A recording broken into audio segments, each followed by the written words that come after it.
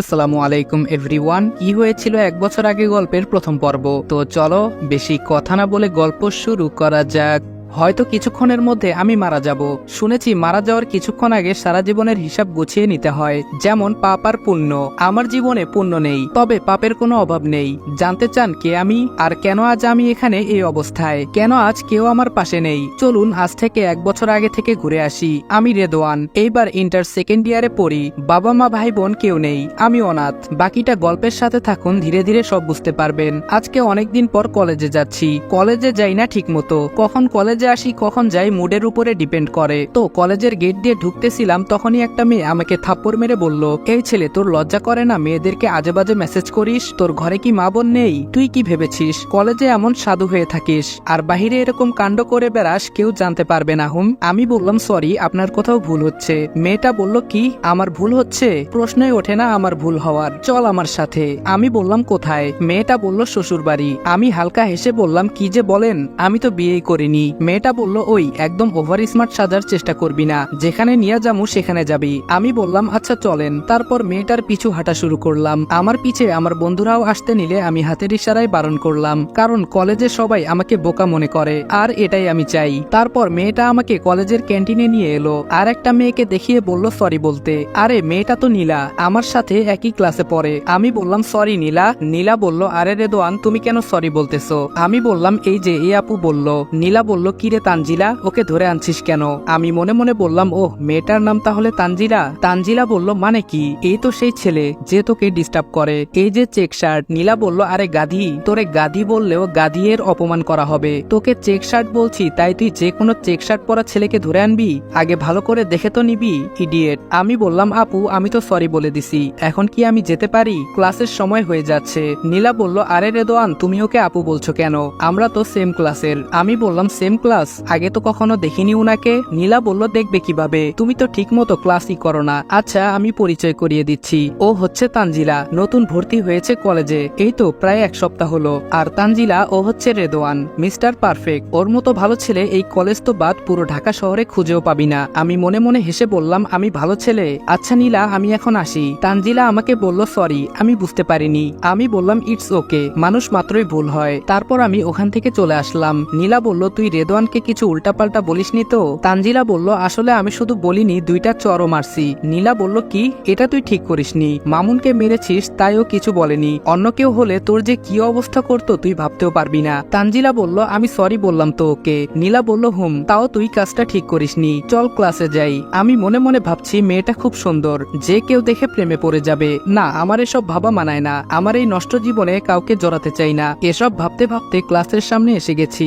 যখনই ক্লাসে ঢুকতে যাব তখনই পেছন থেকে আমাকে কেউ টেনে কলেজের মাঠে নিয়ে এলো। কে নিয়ে এলো তা দেখার জন্য পেছনে তাকালাম। পেছনে তাকিয়ে আমি তো অবাক। হ্যালো বন্ধুরা, আজ আমি 1x সম্পর্কে বলছি, যেটি সবচেয়ে বিশ্বস্ত। পিএসজি ও সিরিয়া এখানে সহযোগী। আইসিসি মহিলা ক্রিকেট বিশ্বকাপ চলছে, এটাই ক্রিকেট প্রেমীদের জন্য দুর্দান্ত সুযোগ। এখানে সমস্ত ক্রিকেট, ফুটবল ও অন্যান্য ম্যাচের ফলাফল এবং ম্যাচটি সরাসরি দেখতে পারবেন ও স্কোরের ভবিষ্যৎবাণী করে নগদ জিততে পারবেন। এছাড়াও রয়েছে চিকেন রোড ও ক্রাশ সহ বিভিন্ন ধরনের খেলা, যেগুলো খেলে রয়েছে খুব সহজেই জেতার সম্ভাবনা। মাত্র 300 দিয়েই তোমরা এখানে খেলা শুরু করতে পারো। বিএমডব্লিউ গাড়ি, আইফোন, ল্যাপটপ, অন্যান্য পুরস্কার রয়েছে প্রত্যেক দিন। নিবন্ধন করার সময় আমার প্রচার সংখ্যা অনফায়ার ব্যবহার করলে প্রথম জমাতে পাবে 12,000 পর্যন্ত ও ফ্রি স্পিন। পেটিএম, ব্যাংক, বিকাশ, নগদ, রকেট এবং অন্যান্য সহজ পদ্ধতিতে জেতা রাশি তুলে নিতে পারবে। তাহলে আর দেরি কিসের? পিন কমেন্টের লিঙ্ক থেকে অথবা গুগলে 1x সার্চ করে আমার দেওয়া প্রোমোকোড অনফায়ার ব্যবহার করে নিবন্ধন করো এবং বোনাস পাও। আমি যেটা ভেবেছিলাম সেটাই হলো। আমাকে যে টেনে নিয়ে এলো সে আর কেউ নয়, মেহেদি। মেহেদিকে তা তো আপনারা চিনেন না, দাঁড়ান বলছি। মেহেদি হচ্ছে বড়লোক বাপের বখাটে ছেলে। কলেজে সবাই ওকে ভয় পায়। বড়লোক বাপের ছেলে এজন্য না, কারণ ওর বিরুদ্ধে কেউ কথা বললে তার ঠিকানা হয় হসপিটালে। বাবার টাকার পাওয়ার আছে তাই পুলিশে কমপ্লেন করে লাভ নেই, তাই সবাই মুখ বুজে সব সহ্য করে। আর মেহেদি নীলাকে পাগলের মতো ভালোবাসে, কিন্তু নীলা ওকে পাত্তা দেয় না। নীলা আমার সাথে খুব ফ্রি, একদম ভাই বোনের মতো। কিন্তু মেহেদির ভাবনা যে নীলা আমাকে ভালোবাসে, তাই রোজকার মতো আজও আমার ক্লাস করা হবে না। মেহেদি বলল, কিরে তোর অনেক তেল হইছে না, শরীরে চর্বি বেশি হইয়া গেছে। আমি বললাম, ভাই আমি কি করলাম? মেহেদি বলল, তুই নীলার সাথে কথা বললি কেন? তোরে না বারণ করেছিলাম নীলার সাথে কথা বলতে? আমি বললাম, ভাই আমি ইচ্ছে করে ওর সাথে কথা বলি নাই। মেহেদি আমাকে থাপ্পড় মেরে বলল, শালা কুত্তার বাচ্চা, তোরে বলছি কথা বলবি না, সেটা ইচ্ছায় হোক বা অনিচ্ছায়। অন্যদিকে নীলার বান্ধবী মিলা এসব দেখে দৌড়ে গেল ক্লাসে। মিলা বলল, নীলা, মেহেদি রেদওয়ান ভাইকে বেধড়ক পেটাচ্ছে মাঠে। নীলা বলল, কিন্তু কেন? মিলা বলল, রেদওয়ান ভাইকে আজকে তোর সাথে কথা বলেছিল? নীলা বলল, হ্যাঁ, কিন্তু ও তো ইচ্ছে করে বলেনি। মিলা বলল, তুই তো জানিস মেহেদিকে, সে তো এটা মানবে না, সে রেদওয়ান ভাইকে পেটাচ্ছে তোর সাথে কথা বলার অপরাধে। নীলা তানজিলাকে লক্ষ্য করে বলল, দেখেছিস, তোর জন্য ছেলেটাকে আজ আবার মার খেতে হচ্ছে। তানজিলা বলল, কি? আমি আবার কি করলাম? নীলা বলল, তুই সকালে ওকে যদি ভুল করে না নিয়ে আসতি আমার কাছে, তাহলে ছেলেটা মার খেত না আজকে। মিলা বলল, তোরা ঝগড়া পরে করিস, আগে রেদওয়ান ভাইকে বাঁচা, না হলে মেহেদি ওকে মেরেই ফেলবে। তারপর ওরা সেখানে আর এক মুহূর্ত দাঁড়িয়ে না থেকে দৌড়ে কলেজের মাঠে চলে এলো, কিন্তু ততক্ষণে অনেক দেরি হয়ে গেছে। আমার অবস্থা একেবারে বেহাল, আমাকে মাটিতে ফেলে সবাই ইচ্ছে মতো মেরেছে, আমার নাকমুখ দিয়ে পানির স্রোতের মতো রক্ত ঝরছে, তবুও ওদের আমার প্রতি মায়া হচ্ছে না। এটা দেখে তানজিলা মেহেদিকে বলল, এই মেরে ফেলবি নাকি ছেলেটাকে? তোদের কি দয়া মায়া নাই? অকারণে একটা ছেলেকে মারছিস? মেহেদি বলল, মারছি একে, তোর এত জ্বলছে কেন? বলেই তানজিলাকে কষে একটা চর মারলো। তখন নীলা এসে মেহেদিকে একটা চর মারে আর বলে, এই তোকে আর কতবার বলবো আমি তোকে ভালোবাসি না, বিনা কারণে রেদওয়ান ভাইকে কেন কষ্ট দিস তোরা? আর যদি কখনো রেদওয়ান ভাইয়ের পেছনে লাগিস তাহলে আমার থেকে খারাপ কেউ হবে না বলে দিলাম। এই তানজিলা, চল, রেদওয়ান ভাইকে হসপিটালে নিয়ে যেতে হবে। আমি বললাম, থাক বোন, আমার জন্য তোমাকে আর কিছু করতে হবে না, তুমি যখনই আমার উপকার করতে চাও তখনই হিতে বিপরীত হয়। এই বলে সেখান থেকে চলে এলাম। কলেজের গেট থেকে বের হয়ে পাশে তাকিয়ে দেখে নিলাম কেউ আছে কিনা। কেউ নেই। আমি আমার গাড়িতে গিয়ে বসলাম। তখন মাসুম বলল, ভাই আপনি শুধু একটা ইশারা করলে ওই মেহেদিকে জমের বাড়ি পাঠিয়ে দিমু, আপনি খালি বলেন ভাই। আমি বললাম, মাসুম গাড়ি স্টার্ট দে। তারপর গাড়ি চলছে। আমি একটা সিগারেট ধরালাম। মাসুম বলল, ভাই আপনি তো সিগারেট তখনই খান যখন কোনো মিশনে নামেন, তাহলে এখন কি? আমি বললাম, না রে, এখন না, আজকে রাতে ধামাকা হবে, জাস্ট ওয়েট। তারপর আমি আমার মেসে চলে আসলাম। আমাকে দেখে সাইমন বলল, কি রে তোর এই অবস্থা কেন? আজ আবার মেহেদি তোকে মেরেছে? কেন সহ্য করিস এসব? তুই যদি জাস্ট 2 মিনিটের জন্য নিজের আগের ক্যারেক্টারে ফিরিস, ওর মতো 100 মেহেদি তোর পায়ে পড়ে যাবে। তবে কেন এত কষ্ট সহ্য করিস? আমি মুচকি একটা হাসি দিলাম, যে হাসিতে লুকিয়ে আছে বিশাল রহস্য, যেটা সাইমনও জানে না। কেন আমি ভালো মানুষ হওয়ার চেষ্টা করে যাচ্ছি। তারপর বারান্দায় এসে দাঁড়ালাম, এসে একটা সিগারেট ধরালাম। আর তখনই সাইমন আমার পাশে এসে দাঁড়ালো আর জিজ্ঞেস করলো। সাইমন বলল, কখন আর কাকে? আমি বললাম, আজকে রাতে। সাইমন বলল, কাকে? আমি আর কিছু বললাম না, মুচকি একটা হাসি দিলাম। অতপর আবারও সিগারেট টানতে শুরু করলাম। সাইমনও আর কিছু জিজ্ঞেস করলো না, কারণ ও জানে আমার নেশা উঠেছে, রক্তের নেশা। আর আমার যখন রক্তের নেশা উঠে তখনই আমি সিগারেট খাই। ও জানে আজ আবার কারো রক্ত ঝরবে। অন্যদিকে তানজিলা ভাবছে, আমার জন্য ওই নিরীহ ছেলেটা এমন ভাবে মার খেলো, কিন্তু ও কোনো প্রতিবাদ করলো না কেন? কেন অন্যায়গুলো সহ্য করলো? আর মেহেদি যখন আমাকে চর মারলো, আমি ছেলেটার চোখে রাগ দেখতে পাই, ওর চোখে যেন আগুন ঝরছিল, কিন্তু তাও ও কোনো প্রতিবাদ করলো না। না, কিছুই বুঝতে পারছি না। আবার হতেও পারে ওদের সাথে ঝামেলা করে পারবে না, এটা ও জানে, তাই শত রাগ হওয়ার পরও কোনো প্রতিবাদ করেনি। তাই হবে, যাক, কাল কলেজে গিয়ে ওকে সরি বলে নিব, তাহলেই হবে। রাত 12:30। মেহেদি বন্ধুদের সাথে আড্ডা শেষ করে বাড়ি ফিরছে। তখনই আচমকা ওর সামনে একটা জিপ এসে থামে, আর জিপ থেকে 4 জন লোক বের হয়। তারা আর কেউ নয়, মাসুম, সাইমন, মিরাজ আর মুন্না। মেহেদিকে কিছু একটা শুকিয়ে অজ্ঞান করে জিপে তুলে নিয়ে যায়। রাত 3:45। মেহেদির জ্ঞান ফিরে আসে। সে আশেপাশে তাকায়, চারদিকে শুধু ঘন জঙ্গল, আর কিছুই সে দেখতে পাচ্ছে না। পেছন থেকে একজন বলে, কিরে কেমন ফিল হচ্ছে? মেহেদি পেছন ফিরে তাকায়। একটা কালো হুডি পরা লোক দাঁড়িয়ে আছে, মুখে সিগারেট আর হাতে পিস্তল। মেহেদি খুব ভয় পেয়ে যায় আর কাপা কাপা কণ্ঠে জিজ্ঞেস করে, আপনি কে? আপনার গলাটা কেমন চেনা চেনা লাগছে, আমি কি আপনাকে চিনি? লোকটা বলল, আমি কে দেখবি? দেখ, কিন্তু চোখটা বন্ধ করবি না। তারপর লোকটা তার হুডিটা খুলে ফেললো, আর মেহেদি লোকটার চেহারা দেখে অবাক হয়ে গেল। সে যেন আকাশ থেকে পড়ার মতো অবস্থা, কারণ লোকটা আর কেউ না, আমি নিজে। মেহেদি বলল, রেদওয়ান তুই? আর তোর হাতে পিস্তল, এটা কিভাবে সম্ভব? আমি বললাম, একদম চুপ, কোনো কথা বলবি না, আজকে শুধু আমি বলবো। হ্যাঁ, আমি Redwan, the secret devil, king of the mafia world, যাকে সবাই চেনে, সবাই জানে তার সম্পর্কে, কিন্তু শুধু তার নাম আর খারাপ কাজের জন্য। কিন্তু আজ অব্দি কেউ তাকে দেখেনি, কেউ জানে না মাফিয়া সম্রাট দেখতে কেমন। আর যাদের এই সৌভাগ্য হয়েছে তাদের কেউ বেঁচে নেই, আর সেই লিস্টে আজকে তোর নামটাও উঠে গেছে। মেহেদি আমার পায়ে ধরে কান্না করতে করতে বলল, আমাকে মাফ করে দিন প্লিজ, আমার ভুল হয়ে গেছে, আমি আপনাকে চিনতে পারিনি, আমার ভুল হয়ে গেছে, আমাকে মাফ করে দিন, আমি আপনার সম্পর্কে না জেনে আপনার গায়ে হাত তুলে ফেলেছি।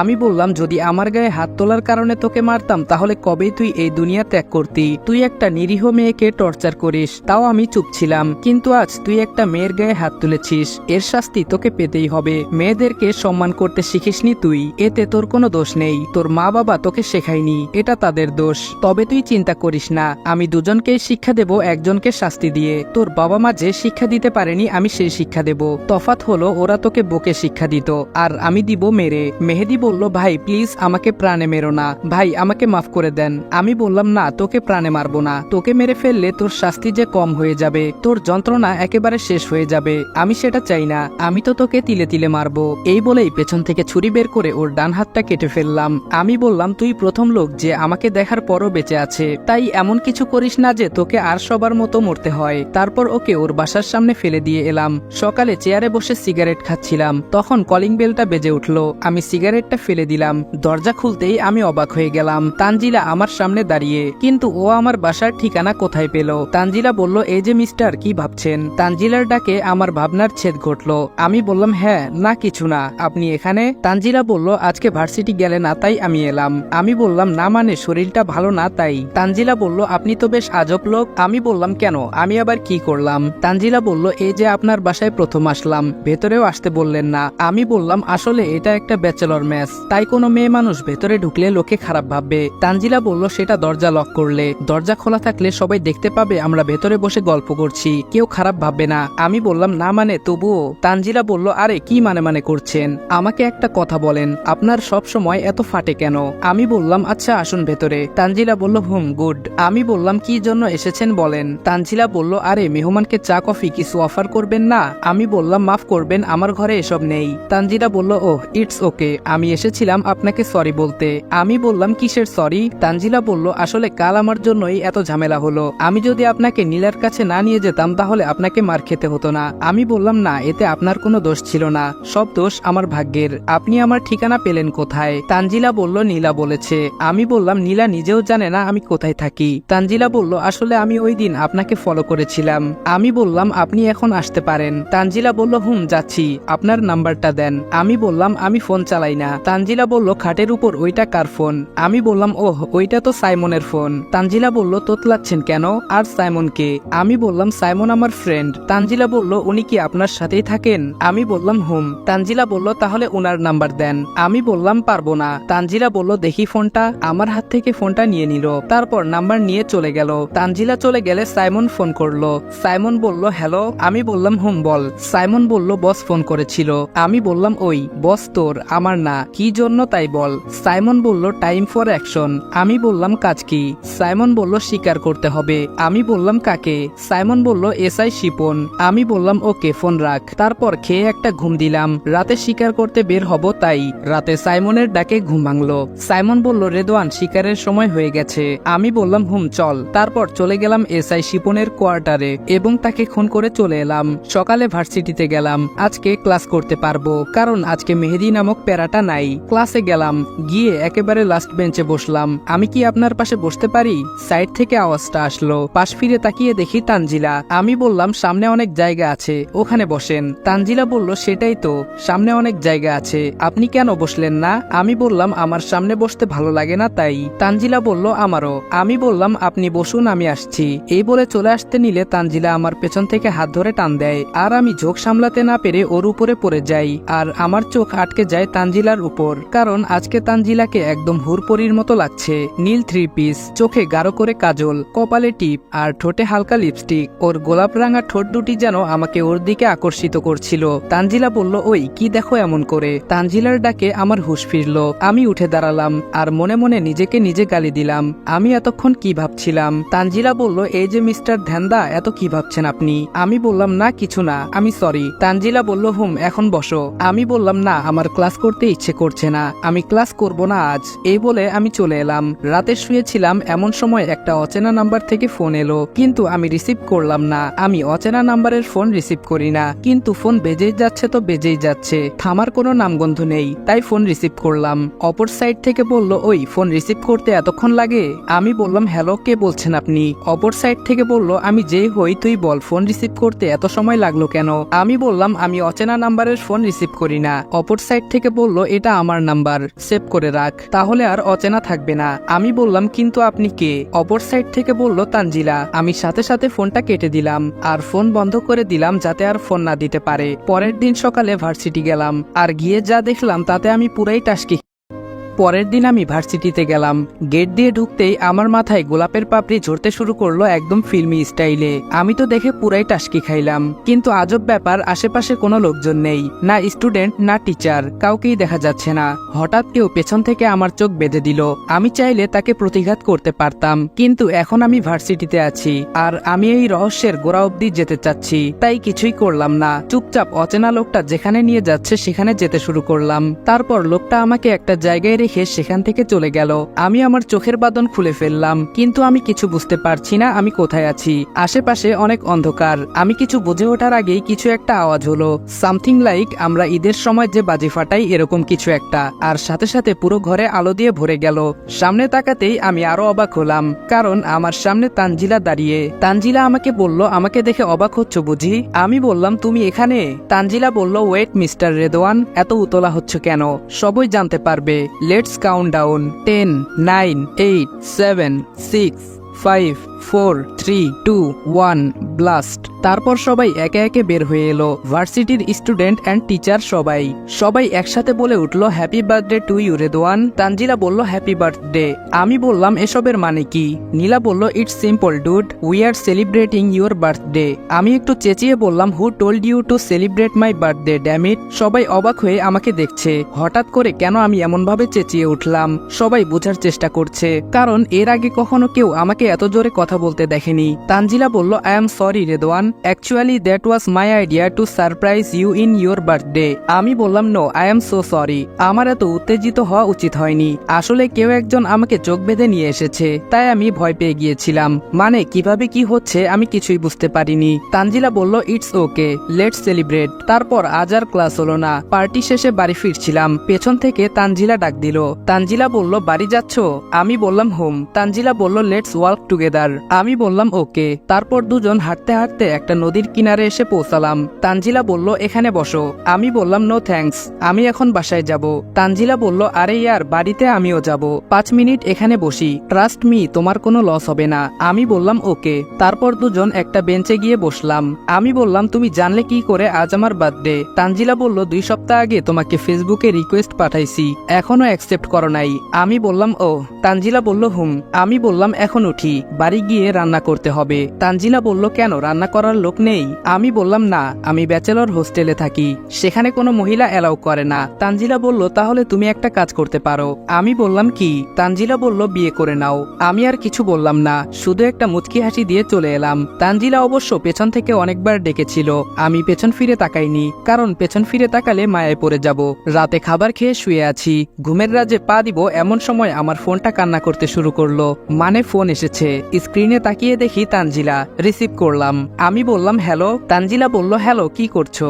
আমি বললাম, কাবাডি খেলতেছি, আপনি খেলবেন? তানজিলা বলল, কি মানে, বুঝলাম না। আমি বললাম, রাত 12টা বাজে, ফোন দিয়ে একে তো ঘুমের 12টা বাজাইলেন, আবার জিগান কি করি? তানজিলা বলল, সরি, আসলে তোমার সাথে কথা বলতে খুব ইচ্ছে করছিল। আমি বললাম, এত রাতে? তানজিলা বলল, রাত যত বাড়ে ভালোবাসা তত গভীর হয়। আমি বললাম, মানে? তানজিলা বলল, না কিছু না, গুড নাইট। আমি বললাম, হ্যালো। সাথে সাথে তানজিলা ফোনটা কেটে দিল। আমার ঘুম পাচ্ছে, আমি ঘুমের রাজ্যে পা বাড়ালাম। হ্যালো বন্ধুরা, আজ আমি 1x সম্পর্কে বলছি, যেটি সবচেয়ে বিশ্বস্ত। পিএসজি ও সিরিয়া এখানে সহযোগী। আইসিসি মহিলা ক্রিকেট বিশ্বকাপ চলছে, এটাই ক্রিকেট প্রেমীদের জন্য দুর্দান্ত সুযোগ। এখানে সমস্ত ক্রিকেট, ফুটবল ও অন্যান্য ম্যাচের ফলাফল এবং ম্যাচটি সরাসরি দেখতে পারবেন ও স্কোরের ভবিষ্যৎবাণী করে নগদ জিততে পারবেন। এছাড়াও রয়েছে চিকেন রোড ও ক্রাশ সহ বিভিন্ন ধরনের খেলা, যেগুলো খেলে রয়েছে খুব সহজেই জেতার সম্ভাবনা। মাত্র 300 দিয়েই তোমরা এখানে খেলা শুরু করতে পারো। বিএমডাব্লিউ গাড়ি, আইফোন, ল্যাপটপ, অন্যান্য পুরস্কার রয়েছে প্রত্যেক দিন। নিবন্ধন করার সময় আমার প্রচার সংখ্যা অনফায়ার ব্যবহার করলে প্রথম জমাতে পাবে 12,000 পর্যন্ত ও ফ্রি স্পিন। পেটিএম, ব্যাংক, বিকাশ, নগদ, রকেট এবং অন্যান্য সহজ পদ্ধতিতে জেতা রাশি তুলে নিতে পারবে। তাহলে আর দেরি কিসের? পিন কমেন্টের লিঙ্ক থেকে অথবা গুগলে 1x সার্চ করে আমার দেওয়া প্রোমো কোড অনফায়ার ব্যবহার করে নিবন্ধন করো এবং বোনাস পাও।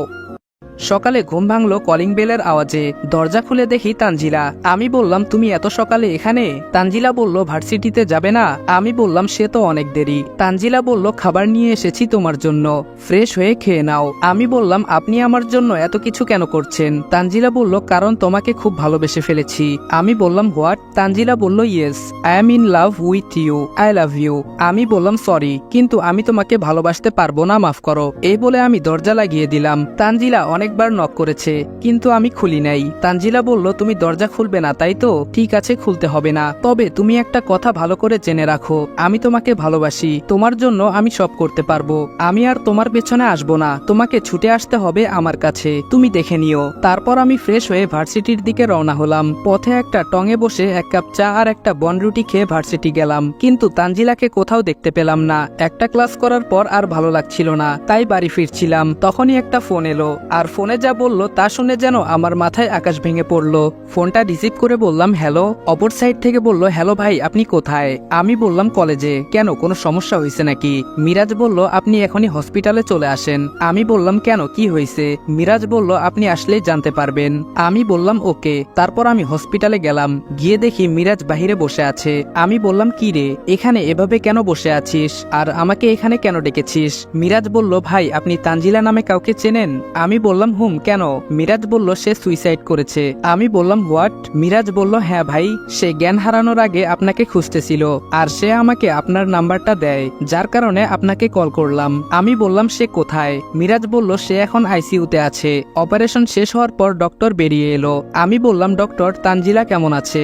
ডক্টর বলল she is out of danger, but before 72 hours we can not say anything.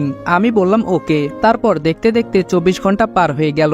বাহিরে বেঞ্চে বসে থাকতে থাকতে কখন যে ঘুমিয়ে গেছি বলতে পারবো না। ঘুম ভাঙলো মিরাজের ডাকে। মিরাজ বলল ভাই, ভাবির জ্ঞান ফিরেছে।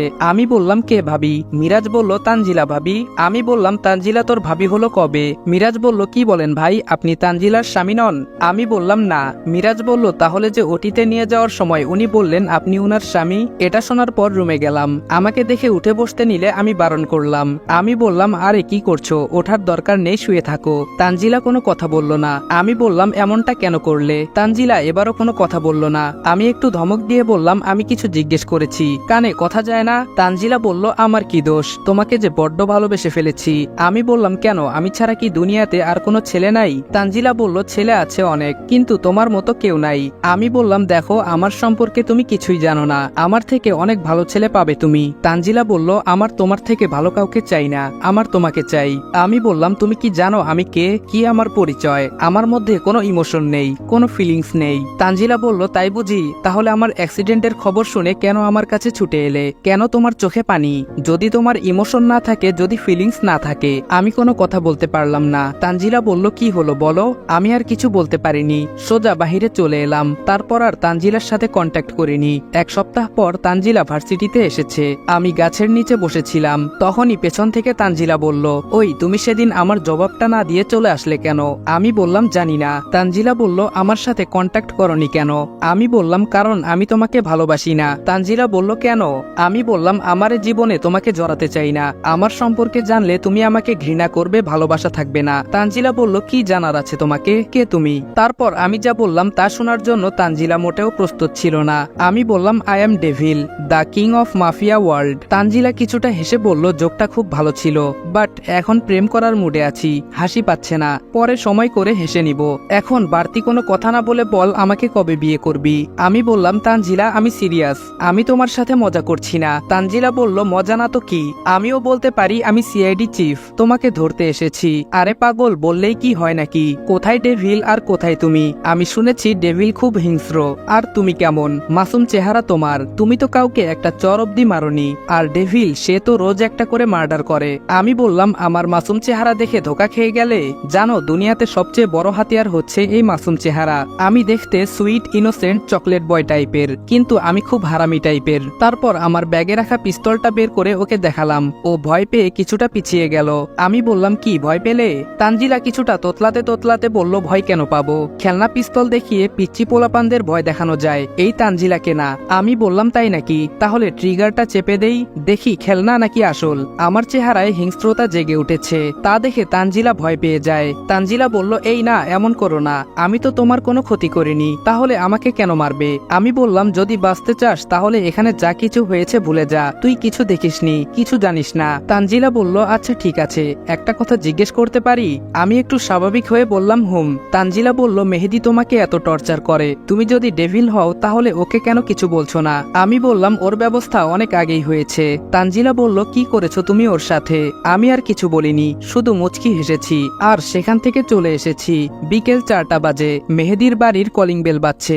ভেতর থেকে এক ভদ্র মহিলা দরজা খুলে দেয়। মহিলা বলল কে আপনি, কাকে চাই? তানজিলা বলল জি মেহেদি আছে। মহিলা বলল আপনি কে আর মেহেদিকে কি দরকার? তানজিলা বলল আমি ওর ফ্রেন্ড। বাট আপনি? মহিলা বলল আমি ওর মা। তানজিলা বলল ওহ আন্টি সরি, আমি আপনাকে চিনতে পারিনি। মহিলা বলল ইটস ওকে, ভেতরে আসো। তারপর তানজিলাকে ভেতরে নিয়ে গেল আর মেহেদির রুম দেখিয়ে দিল।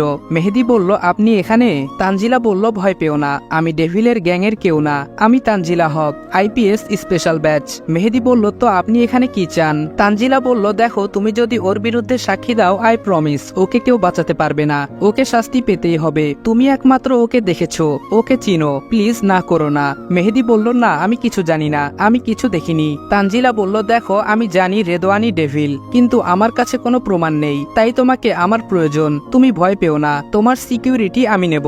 তারপর মেহেদিকে অনেক রিকোয়েস্ট করার পর ও রাজি হয় আমার বিরুদ্ধে সাক্ষী দিতে এবং তানজিলাকে সব বলে দেয়। এদিকে তানজিলার পাগলামি দেখে মনে মনে আমিও ওকে ভালোবাসতে শুরু করি। রাতে বিছানায় শুধু এপাশ ওপাশ করছিলাম, তখনই তানজিলার ফোন এলো। তানজিলা বলল হ্যালো। আমি বললাম হুম বলো। তানজিলা বলল কালকে ভার্সিটি যাব না। আমি বললাম কেন? তানজিলা বলল কাল তোমাকে নিয়ে পুরো শহরটা ঘুরে দেখতে চাই। আমি বললাম সেটা না হয় কাল দেখা যাবে, কাল ভার্সিটিতে একটু তাড়াতাড়ি এসো। তানজিলা বলল এই তোমার শরীর ঠিক আছে? আমি বললাম হ্যাঁ কেন? তানজিলা বলল না কিছু না। কথা বলার সুরটা পাল্টে গেছে তাই জিজ্ঞেস করলাম। আর আজকে এত রাতে ফোন দিলাম রাগ করলে না? আমি বললাম আজ ঘুম ধরেনি তাই। তানজিলা বলল কেন? আমি বললাম কেউ একজন স্বপ্নে এসে ঘুমটা ভেঙে দিয়ে উড়ে গেছে। তানজিলা বলল কে সে? আমি বললাম উপরওয়ালা ব্রেন দিছে ভাবার জন্য, ভাবতে থাকুন, না পারলে কাল সকালে আমি বলে দিব। এখন বাই বলে ফোনটা কেটে দিলাম। সকালে ঘুম থেকে উঠে ফ্রেশ হয়ে ভার্সিটি যাওয়ার জন্য রওনা দিলাম। ভার্সিটি পৌঁছে দেখি তানজিলা আগেই এসে বসে আছে। তানজিলা আজ শাড়ি পরেছে, খুব সুন্দর লাগছে ওকে। নীল শাড়ি, নীল চুড়ি, ঠোঁটে হালকা লিপস্টিক, কপালে নীল টিপ, এক কথায় যেন আসমান থেকে পরি নেমে এসেছে। তানজিলা বলল এই যে মিস্টার, এমন ড্যাব ড্যাব করে তাকিয়ে আছেন কেন? জীবনে কখনো কি মেয়ে দেখেন নাই? আমি বললাম হ্যাঁ কিছু বলেছেন আমায়। তানজিলার ধাক্কা দেওয়ায় আমি যেন কোনো একটা ঘর থেকে বের হয়ে এলাম। তানজিলা বলল লও ঠেলা, কখন থেকে আপনাকে ডেকেই চলেছি, আপনার কোনো হুঁশ নেই। আমি বললাম না মানে আসলে হয়েছে কি? আসলে আমি বলতে চাইছিলাম যে মানে। তানজিলা বলল থাক আর বলতে হবে না, আজকে সারাদিন লাগবে আপনার বলতে। এখন বলেন আমাকে তাড়াতাড়ি কেন আসতে বলেছেন? আমি বললাম তোমাকে কিছু বলার আছে, চলো কোথাও বসে কথা বলি। তানজিলা বলল হুম চলো ওই গাছের নিচে যাই। আমি বললাম না, একটু পর ভার্সিটির সবাই এসে পড়বে, আমি তোমার সাথে একটু একা সময় কাটাতে চাই। তানজিলা বলল হুম বুঝলাম, ওকে চলো। তারপর দুজনে হাঁটতে হাঁটতে একটা পার্কে এলাম, দুজনেই একটা বেঞ্চে বসলাম। তানজিলা বলল হুম এবার বলো কি বলবে। তখন আমি যা বললাম তানজিলা তো শুনে টাসকি খেয়ে গেল। আমি বলতে শুরু করলাম, কথাটা কিভাবে বলবো বুঝতে পারছি না, তবে না বলেও থাকতে পারছি না। কলেজে প্রথম যেদিন তোমাকে দেখেছি সেদিন আমি তোমার উপরে ক্রাশ খেয়েছি, তারপর তোমার সাথে বন্ধুত্ব, তোমার আমার প্রতি করা পাগলামি, এগুলোর মাঝে যে কখন তোমাকে ভালোবেসে ফেলেছি আমি নিজেও জানি না। কিন্তু আমি কখনোই চাইনি যে তুমি জানতে পারো আমিও তোমাকে ভালোবাসি, কারণ আমার মতো ছেলের স্বপ্ন দেখা বারণ। আমার জীবনের কোনো নিশ্চয়তা নেই, যে কোনো সময় আমার মৃত্যু হতে পারে, হয় পুলিশের গুলিতে, না হয় আমার কোনো শত্রুর চাকুর আঘাতে। আর যদি আমাকে পুলিশ ধরতে পারে তাহলে ফাঁসি নিশ্চিত। তাই আমি কখনো চাই না যে আমার এই অনিশ্চিত জীবনে তোমাকে জড়িয়ে তোমার সুন্দর জীবনটা নষ্ট করে দিতে। তাই তোমাকে আমি এটা বলার জন্য এখানে একা ডেকেছি, আমাকে তুমি ভালোবাসো, এটা তোমার চোখেই প্রকাশ পায়। আমিও তোমাকে ভালোবাসি, কিন্তু আমার পক্ষে তোমাকে জীবনসঙ্গী করা সম্ভব নয়। ভালো থেকো বলে সেখান থেকে চলে এলাম। নিজের চোখের পানিকে ধরে রাখার অনেক চেষ্টা করেছি কিন্তু পারিনি। আমি ডেভিল, পুরো মাফিয়া ওয়ার্ল্ড যার কথায় চলে, সে আমি আজ কান্না করছি, তাও একটা মেয়ের জন্য। লোকে শুনলে হাসবে, কিন্তু আমার প্রশ্ন মাফিয়া বলে কি তারা মানুষ না? তাদের কি মন থাকে না? তাদের মনে কি কোনো ইমোশন নেই? পাঠক ভাইয়েরা ও বোনেরা, প্রশ্ন আপনাদের জন্য, উত্তরটা দেবেন আশা করি। অন্যদিকে তানজিলা ভাবছে ডেভিল আন্ডারওয়ার্ল্ডের কিং, যাকে আমি সহ্য করতে পারতাম না, যার নাম শুনলে আমার গায়ে কাটা দিয়ে উঠত, যার দেখা পেলে ইনকাউন্টার করার কথা ভাবতাম। আজ সে আমার সামনে, সে আমার বাবার খুনি, অথচ আমি তাকে কেন মারতে পারছি না? কেন আমার এটা ভেবে কষ্ট হচ্ছে যে আমি তাকে নিজের হাতে গ্রেফতার করব। তবে কি আমি অভিনয় করতে গিয়ে সত্যি ওকে ভালোবেসে ফেলেছি? না, আমি কি ভাবছি, আমি ওকে ভালোবাসতে পারি না। ও আমার বাবার খুনি, ওর জন্য শুধু আমার মনে ঘৃণা থাকবে, আর কিছুই না। যত তাড়াতাড়ি সম্ভব ওকে ওর আসল জায়গায় পাঠাতে হবে, আর সেটা হলো জেল। ঘরে শুয়েছিলাম, তখন ফোন এলো। ফোনটা রিসিভ করে বললাম, আমাকে কেন ফোন করেছেন? অপর পাশ থেকে বলল, কাজটা তো তুমি করবে তাই। আমি বললাম, আমাকে তো কখনো ফোন করেন না। অপর পাশ থেকে বলল, তুমি তো আমার সাথে কথা বলতে পছন্দ করো না, তাই বলে কি আমি প্রেম দিব না? আমি বললাম, কাজের কথায় আসেন, ফালতু পেঁচাল আমার ভালো লাগে না। অপর পাশ থেকে বলল, কুল কুল, হতে পারো তুমি ডেভিল, কিন্তু তোমাকে চালাই আমি। আমি তার কথায় কিছুটা হাসলাম। অপর পাশ থেকে বলল, তুমি হাসছো কেন? আমি বললাম, কাজের কথা বলেন। অপর পাশ থেকে বলল, তোমাদের কলেজে একজন আইপিএস অফিসার আছে যে তোমার ব্যাপারে ইনভেস্টিগেশন করছে, কিন্তু সে আন্ডার কভার হয় আমি তার কোনো ডিটেলস পাইনি। সে মেয়ে নাকি ছেলে তাও জানা নেই।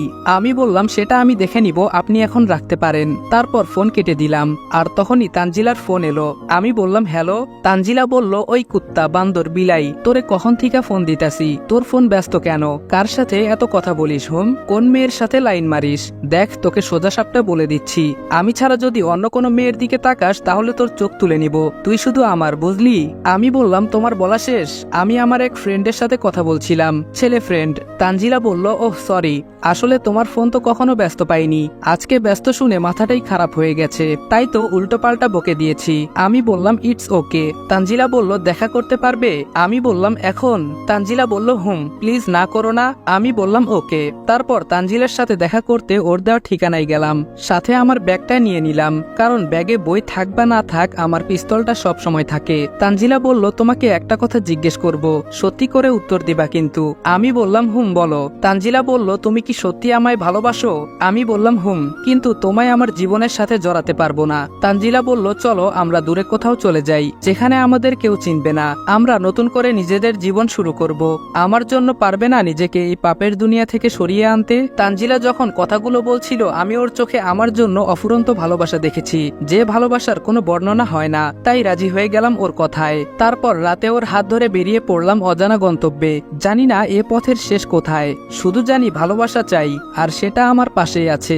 রাত প্রায় 12টা, শহর থেকে অনেক দূরে চলে এসেছি। তানজিলার হাত ধরে হাঁটছিলাম, হঠাৎ আমাদের সামনে একটি জিপ এসে থামলো। এত রাতে নির্জন এলাকায় জিপ থাকার কথা না। আমি বোঝার চেষ্টা করছিলাম কে হতে পারে। তখনই জিপ থেকে একজন লোক বের হয়ে এলো। লোকটা রহস্যময় একটা হাসি দিয়ে বলল, কেমন আছো মাফিয়া সম্রাট? আমি বললাম, কে আপনি, আর আপনি কি বলছেন? আমি কিছুই বুঝতে পারছি না। লোকটা বলল, আমার কথা বুঝতে পারবে না এতটা অবুঝ তুমি নও, কারণ তুমি তো সাধারণ কেউ না, তুমি ডেভিল, যাকে আজ অব্দি যে দেখেছে সেই মরেছে। তাই তুমি এখনো পুলিশের কাছ থেকে পালিয়ে রয়েছো একটা ফেক আইডেন্টিটি নিয়ে। তাই তোমাকে ধরার জন্য আমরা আমাদের সবচেয়ে ইন্টেলিজেন্ট অফিসারকে নিয়োগ করেছি, আর সে আর কেউ নয়, তানজিলা। আমি তার কথায় একদম নির্বাক হয়ে গেলাম। তানজিলা বলল, মিস্টার রেদওয়ান, অবাক হচ্ছ?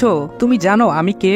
আমি সিবিআই ইন্টেলিজেন্টের একজন আন্ডারকভার কপ। আমার আরো একটা পরিচয় আছে, এসআই শিপন আমার বাবা, যাকে তুমি নৃশংসভাবে খুন করেছো। তোমাকে আমি সেদিনই মেরে দিতাম, কিন্তু আমি তোমার মতো ক্রিমিনাল না, তাই আমার হাত আইনের শিকলে বাঁধা আছে। আমি তোমার বিরুদ্ধে প্রমাণ জোগাড় করার জন্য তোমাকে আমার ভালোবাসার ফাঁদে ফেলি। আমাকে একটা কাগজ দেখিয়ে বলল, এটা কি জানো? তোমার ইনকাউন্টার অর্ডার, যার জন্য আমি এতদিন অপেক্ষা করেছি। Now it's time to the end of Devil's chapter. আমি তার কথায় হেসে দিলাম। তানজিলা বলল, তুমি হাসছো কেন? পাগল হয়ে গেলে নাকি? আমি বললাম, আমার সম্পর্কে বেশ ভালোই স্টাডি করে মাঠে নেমেছো, তাহলে এটা কেন ভুলে যাচ্ছ ডেভিলকে ধরা শুধু কঠিন না, অসম্ভব? লোকটা বলল, তোকে ধরতে কে এসেছে? তোকে তো এখানেই ইনকাউন্টার করে দিব। তানজিলা বলল, আহ মিস্টার সুমন, আপনার কাজ শেষ, আপনি এখন আসতে পারেন। তারপর লোকটা চলে গেল। তানজিলা এসে আমার মাথায় বন্দুক তাক করে বলল, ইচ্ছে করছে আমার পিস্তলে যতগুলো গুলি আছে সব তোমার মাথার উপর চালিয়ে দেই, কিন্তু আমি পারছি না। লাইফে অনেক ইনকাউন্টার করেছি, অফিসিয়াল আর আনঅফিসিয়াল। কখনো আমি ভাবিনি জাস্ট ফায়ার করে দিয়েছি, কখনো কোনো ক্রিমিনালকে মারতে গিয়ে আমার হাত কাঁপেনি, কিন্তু আজকে আমার হাত যেন চলতেই চাচ্ছে না। আমি আমার জীবনে সবচেয়ে বেশি ভালোবাসতাম আমার বাবাকে, আর বাবার পর তোমাকে ভালোবেসেছি, কিন্তু যখন জানতে পেরেছি তুমি আমার বাবার খুনি, তখন থেকে তোমাকে মারার জন্য আমি নিজের মনকে কন্ট্রোল করার অনেক চেষ্টা করেছি, কিন্তু পারিনি। তোমাকে মারতে পারবো না, কিন্তু তোমাকে আপন করে নিতেও পারবো না। চলে যাও এখান এখান থেকে before I change my mind. আমি বললাম খুব ছোটবেলায় মা বাবাকে হারিয়েছি। আমার জ্ঞান থেকেই আমি শিখেছি নিজে বাঁচতে হলে অন্যকে মারতে হয়। আমাকে বারণ করার কেউ ছিল না, তবে আজকে আছে। সেই মানুষটা হচ্ছে তুমি। আমি বাঁচতে চাই তোমাকে নিয়ে, বেরিয়ে আসতে চাই অন্ধকার জগৎ থেকে। তানজিলার চোখ বেয়ে পানি পড়ছে। সে আমাকে কিছু বলতে যাবে তার আগেই কেউ একজন পেছন থেকে ওকে শুট করে দেয়। আমি লোকটাকে দেখে অবাক, কারণ সে আর কেউ নয়, মারুফ, আমার বন্ধু। আমি দৌড়ে গিয়ে তানজিলাকে ধরলাম। আমি বললাম তুই এমন করলি কেন? মারুফ বলল কি করব বল, নেশা, পাওয়ারের নেশা। তুই ডেভিল, তোকে মেরে আমি হব নতুন ডেভিল। আমি বললাম ডেভিলের মতো পোশাক পরলেই কেউ ডেভিল হয়ে যায় না। এই বলে পায়ের বুটে রাখা পিস্তলটা বের করে শুট করে দিলাম। গুলি গিয়ে মারুফের হাতে লাগলো। দ্বিতীয় গুলি করার আগেই কেউ একজন পেছন থেকে আমাকে শুট করে দিল। আমি মাটিতে লুটিয়ে পড়লাম। আমার নিথর দেহ মাটিতে পড়ে রইল। ওরা চলে গেছে। আমার চোখ বন্ধ হওয়ার আগে আমি আবছা চোখে দেখতে পেলাম মারুফ, ইয়াসিন, রবিন আর রিয়াজ, যাদের আমি আমার ভাই মনে করতাম, তারাই আজ আমার সাথে বিশ্বাসঘাতকতা করলো। আর আমার সামনেই পড়ে আছে তানজিলার মৃতদেহ। আমার চোখ বন্ধ হয়ে গেল।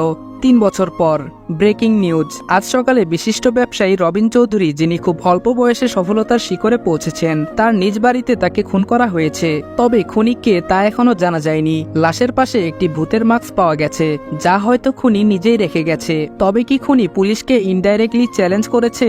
এই কেসের সকল তথ্য পেতে সাথেই থাকুন। নিউজ দেখে মারুফের মুখ থেকে অনিচ্ছাকৃতভাবে চলে এলো একটি নাম, আর তা হলো ডেভিল। তখন মারুফের ফোনে একটা কল আসে অচেনা নাম্বার থেকে। মারুফ বলল হ্যালো। অপর সাইড থেকে বলল হ্যালো।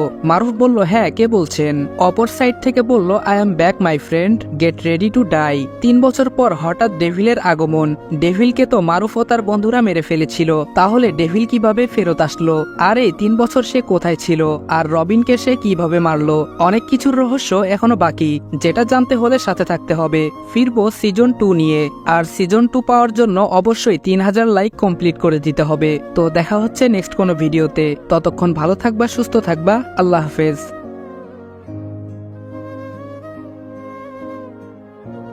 3 বছর পর। Hey devil, time to say you goodbye, will see you in hell. Alarm বেজে উঠলো, আর সাথে সাথে আমি লাফ দিয়ে ঘুম থেকে উঠে পড়লাম। তার মানে এতক্ষণ স্বপ্ন দেখছিলাম। উঠে ফ্রেশ হয়ে নিলাম। ফোন হাতে নিতেই কাউসারের কল এলো। আপনারা ভাবছেন কাউসারকে, আর আমি বেঁচে কিভাবে আছি?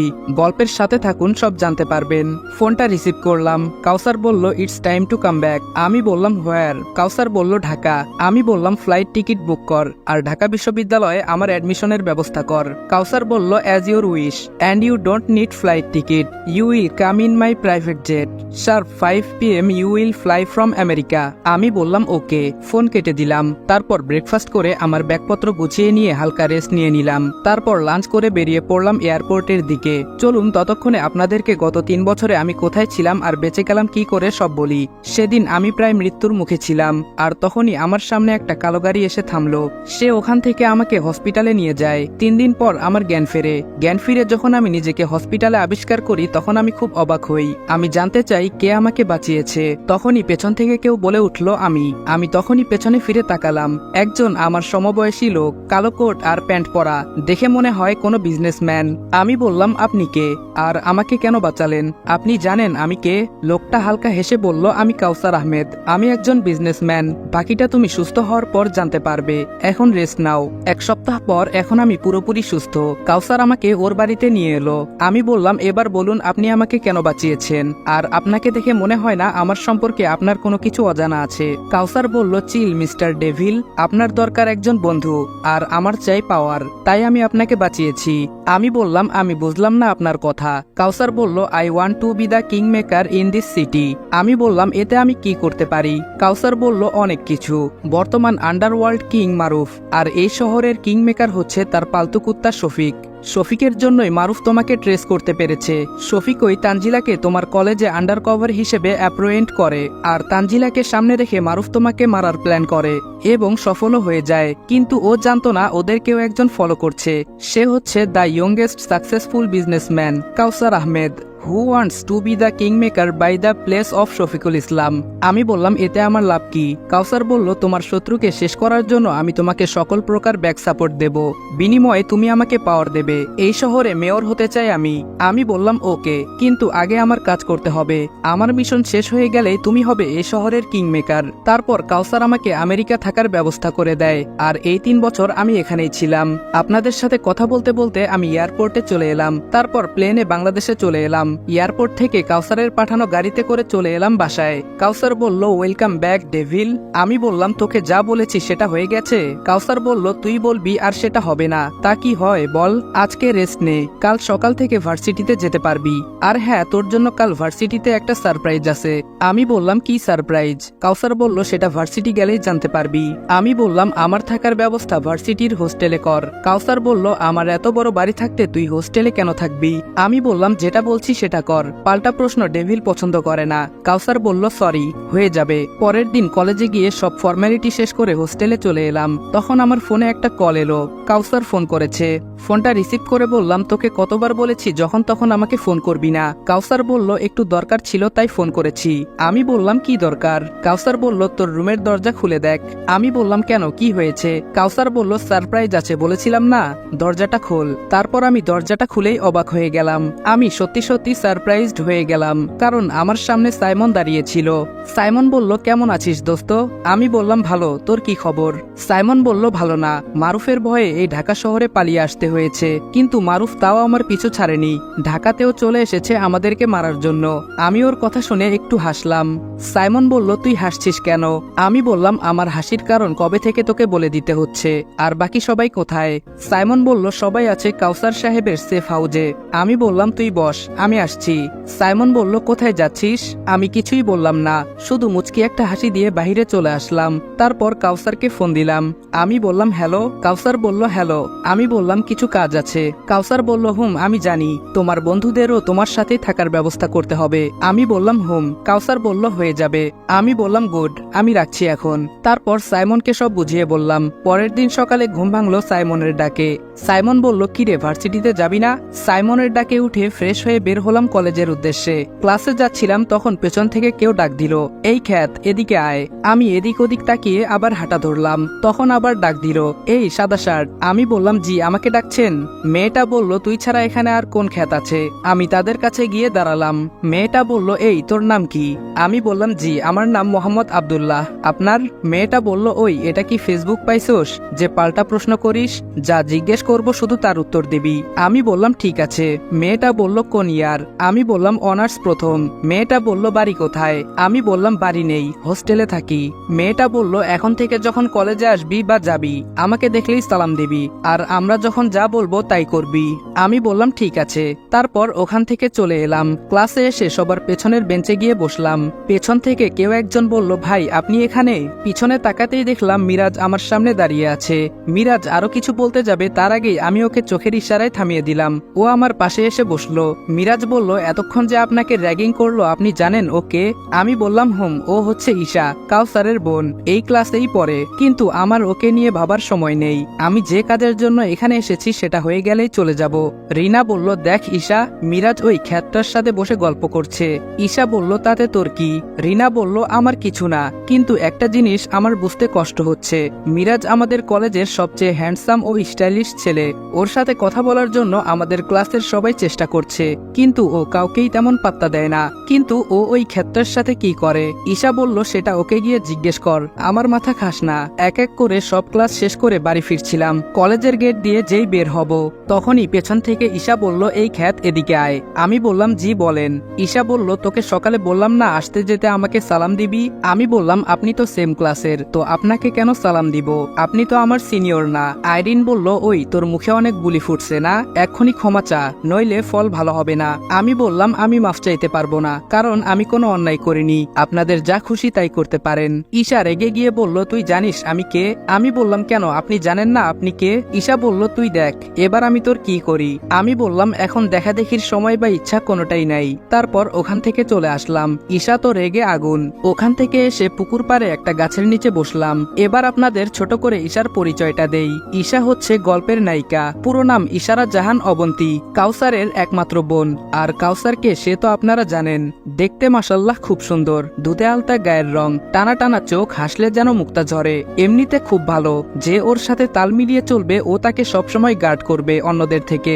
আর যদি কেউ ওর ইগো হার্ট করে তাহলে তার কোনো রক্ষা নেই, রেগে গেলে ও খুবই ডেঞ্জারাস হয়ে যায়। ওর সাথে ওর কিছু চামচাও থাকে, আই মিন বান্ধবী। তারা হচ্ছে রিনা ইসলাম, আইরিন রহমান আশা, নীলা, আয়েশা রহমান আর ইন্তেসা। প্রায় সন্ধ্যার দিকে হোস্টেলে ফিরলাম, ফ্রেশ হয়ে শুয়ে পড়লাম। তখনই কাউসারের ফোন এলো। আমি বললাম হ্যালো। কাউসার বলল ইটস টাইম ফর ডেভিল। আমি বললাম কোথায়? কাউসার বলল হেই কুল, লেটস মিট। আমি বললাম এখন বেরোতে পারবো না। কাউসার বলল কালকে ভার্সিটি শেষে। আমি বললাম ওকে। তারপর উঠে খাওয়া দাওয়া করে ঘুমিয়ে পড়লাম। সকালে উঠে ফ্রেশ হয়ে হালকা নাস্তা করে ভার্সিটিতে গেলাম। ভার্সিটি গেট দিয়ে ঢুকতেই ঈশা এসে আমার সামনে দাঁড়ালো। ঈশা বলল কাল তোকে বললাম মাফ চেয়ে নে, তুই চাইলি না, আজকে দেখ তোর কি হাল করি।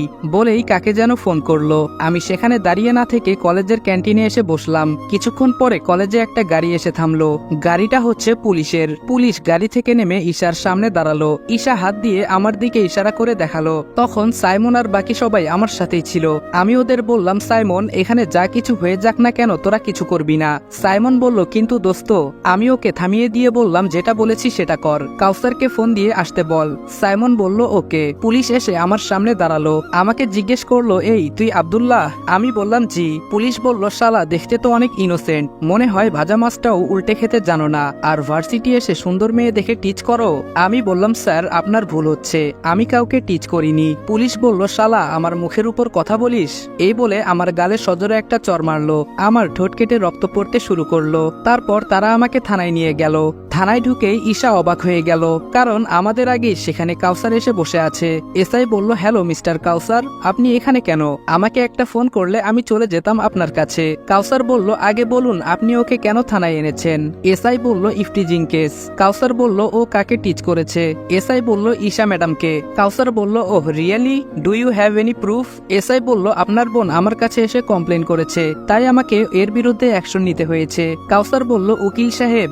উকিল বলল জি স্যার। কাউসার বলল ওর জামিনের কাগজটা এসআই সাহেবকে দিন। তারপর আমার জামিন করিয়ে নিয়ে এলো। আর ওইদিকে ঈশা তো আরো রেগে আগুন হয়ে যাচ্ছে।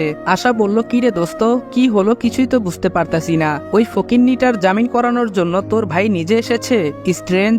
ঈশা বলল আমিও কিছুই বুঝতে পারছি না, তবে হ্যাঁ ওই ছোট লোকের বাচ্চাকে সাইজ না করা অব্দি আমার শান্তি নেই। এদিকে কাউসার বলল এই নাও রবিন চৌধুরীর অ্যাড্রেস। আমি বললাম যেগুলো বলেছিলাম সেগুলো। কাউসার বলল রবিনের বাসার চারদিকে টেরোরিস্টের একটা গ্যাং ওকে গার্ড করার জন্য রয়েছে, যাদেরকে ও স্পেশাল ভাবে অ্যাপয়েন্ট করেছে। তাছাড়া ও বাহিরে বের হলে ওর গায়ে বুলেট প্রুফ জ্যাকেট ও বুলেট প্রুফ কার ইউজ করে, আর সবসময় ওর সাথে গার্ড থাকে, তবে একটা সময় বাদে।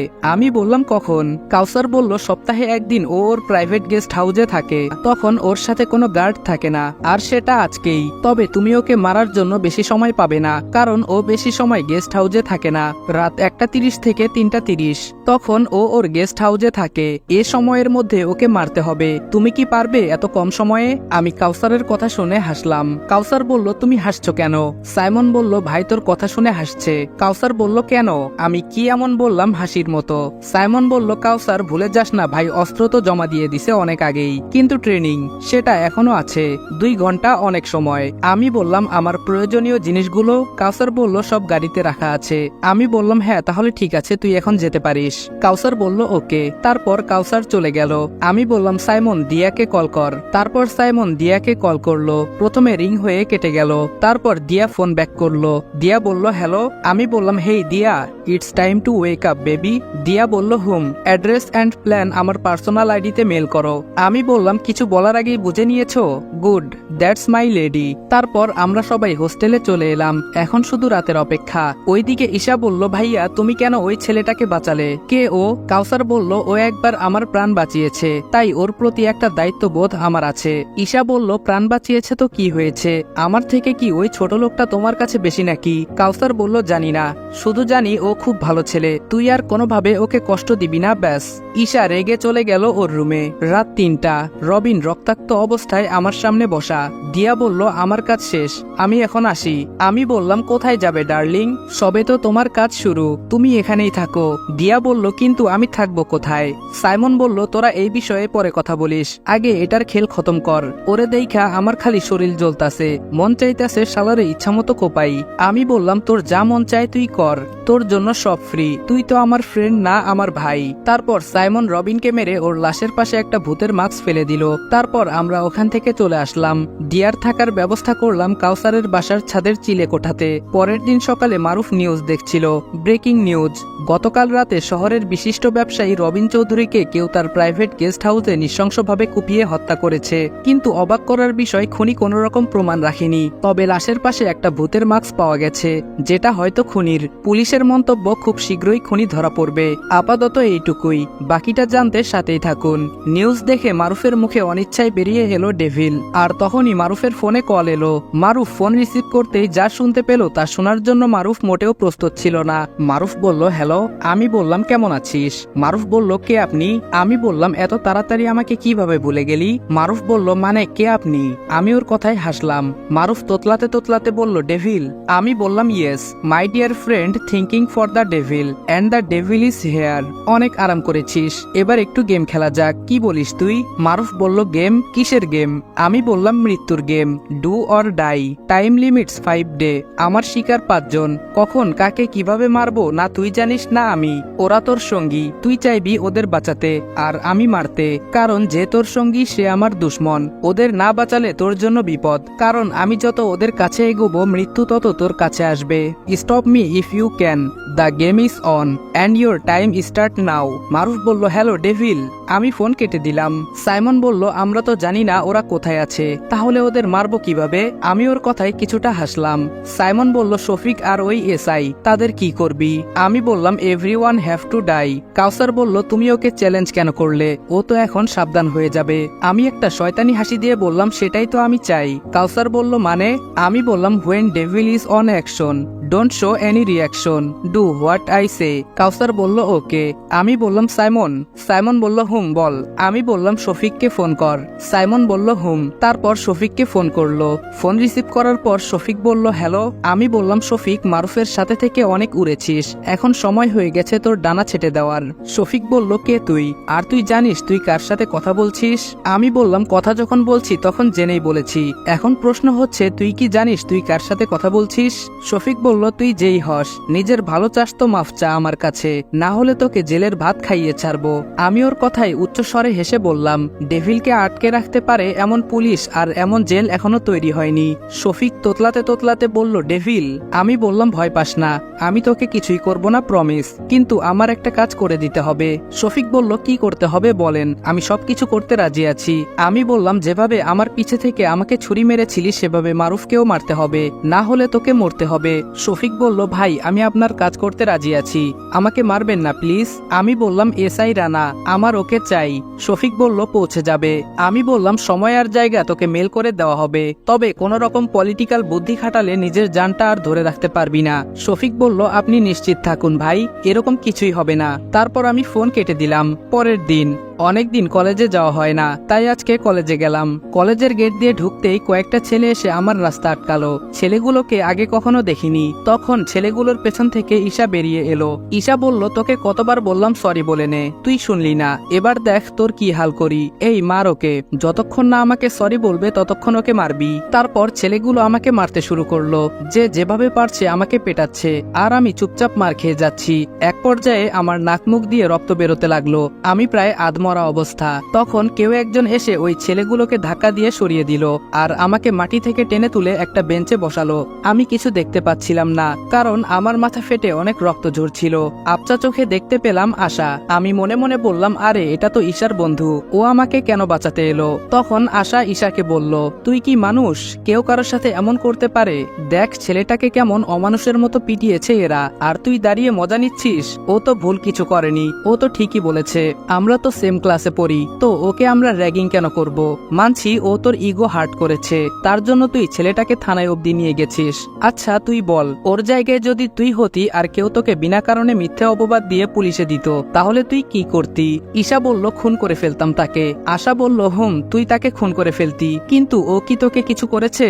করা তো দূরে থাক, ও তোকে কিছুই বলেনি, তাহলে তুই এমনটা কেন করলি? আমি আর বসে না থেকে সেখান থেকে চলে আসতে নিলাম, কিন্তু প্রচন্ড ব্যথার কারণে দাঁড়াতে পারলাম না। পড়ে গেলাম মাটিতে। তখন আশা দৌড়ে এসে আমাকে ধরলো। আশা বলল, একা হাঁটতে পারেন না তো হাঁটতে যান কেন? আমাকে ডাকলেই পারতেন। আমি বললাম, না আমি একাই পারবো। আশা বলল, বললেই হলো একা পারবো? দাঁড়াতেই তো পারছেন না, হাঁটবেন কি? চলুন আমি আপনাকে ডাক্তারের কাছে নিয়ে যাই। তখন আমি সাইমনকে ইশারা করলাম এখানে আসতে। সাইমন এখানেই ছিল, কিন্তু আমি ওদের আগেই বারণ করেছি কলেজে আমার সাথে যাই কিছু হোক না কেন ওরা যেন সামনে না আসে। সাইমন বলল, দিন, আমি ওনাকে ডাক্তারের কাছে নিয়ে যাই। আশা বলল, আপনি কে? সাইমন বলল, আমি new admission, same batch. Irene বলল, ও আপনাকে ধন্যবাদ, তবে আপনাকে কষ্ট করতে হবে না, আমি নিয়ে যাচ্ছি উনাকে। সাইমন বলল, আরে আপনি একা পারবেন না, তার থেকে বরং আমি নিয়ে যাই, আর উনি তো আপনার সাথে যেতে চাইছে না। আশা বলল, কেন যেতে চাইবে না? সমস্যা কোথায়? আমি বললাম, because I am not comfortable with girl, so please leave me alone.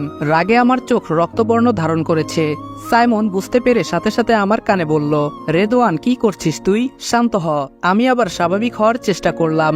আশাকে বললাম, সরি, আসলে আমি মেয়েদের থেকে সবসময় দূরে থাকতে পছন্দ করি। আশা কিছু বলবে তার আগেই সাইমন বলল, দেখুন এখানে দাঁড়িয়ে কথা বলে সময় নষ্ট করার কোনো মানে হয় না। আমার মনে হয় উনাকে তাড়াতাড়ি ডাক্তারের কাছে নিয়ে যাওয়া উচিত। এরপর সাইমন আর আমি সেখান থেকে চলে এলাম। কলেজ থেকে বেরিয়ে কিছু দূর রিক্সা করে আসার পর রিক্সা থেকে নেমে আমার গাড়িতে উঠে বসলাম। তারপর সাইমনকে বললাম লেকের কাছে নিয়ে যেতে। সাইমন বলল, কিন্তু তোর তো এখন ডাক্তারের কাছে যাওয়া উচিত। আমি বললাম, যা বলছি তাই কর, আর শফিককে ফোন করে বল এসআই কে লেকের পাশে পোড়া বাড়িতে পাঠাতে। কিছুক্ষণ পর আমরা সবাই সেখানে পৌঁছালাম। এসআই রানা থানায় বসে সেদিনের ঘটনাটা নিয়ে একটু চিন্তা ভাবনা করছিল। রানা মনে মনে ভাবছে, কে এই খ্যাত ছেলেটা যার জামিন করানোর জন্য কাউসার সাহেবের মতো বড় ব্যক্তি থানায় এলো। রানা এসব ভাবছিল, হঠাৎ ফোনের আওয়াজে তার ভাবনার ছেদ ঘটল। ফোন হাতে নিয়ে দেখে শফিক সাহেবের ফোন। ফোনটা রিসিভ করলো। রানা বলল, হ্যালো স্যার। শফিক বলল, হ্যালো। রানা বলল, স্যার এই অসময়ে কি মনে করে? Any problem?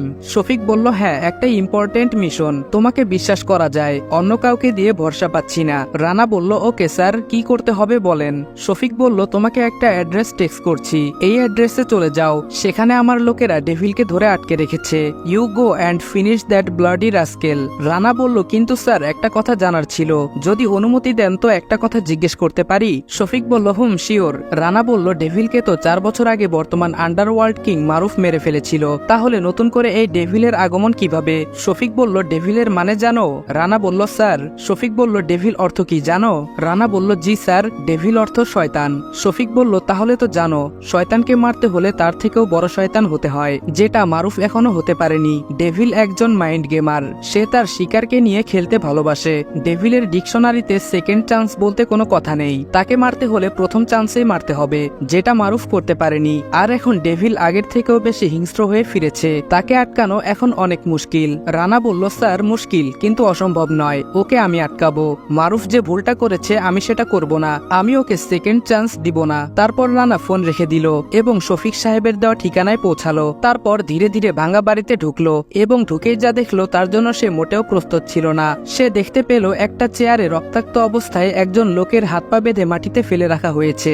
সে কৌতূহলের সাথে তার মুখ দেখার জন্য সামনে এগিয়ে যায় এবং তার মুখ দেখে ছিটকে এক হাত দূরে চলে যায়, কারণ চেয়ারে বসা লোকটা আব্দুল্লাহ ছিল।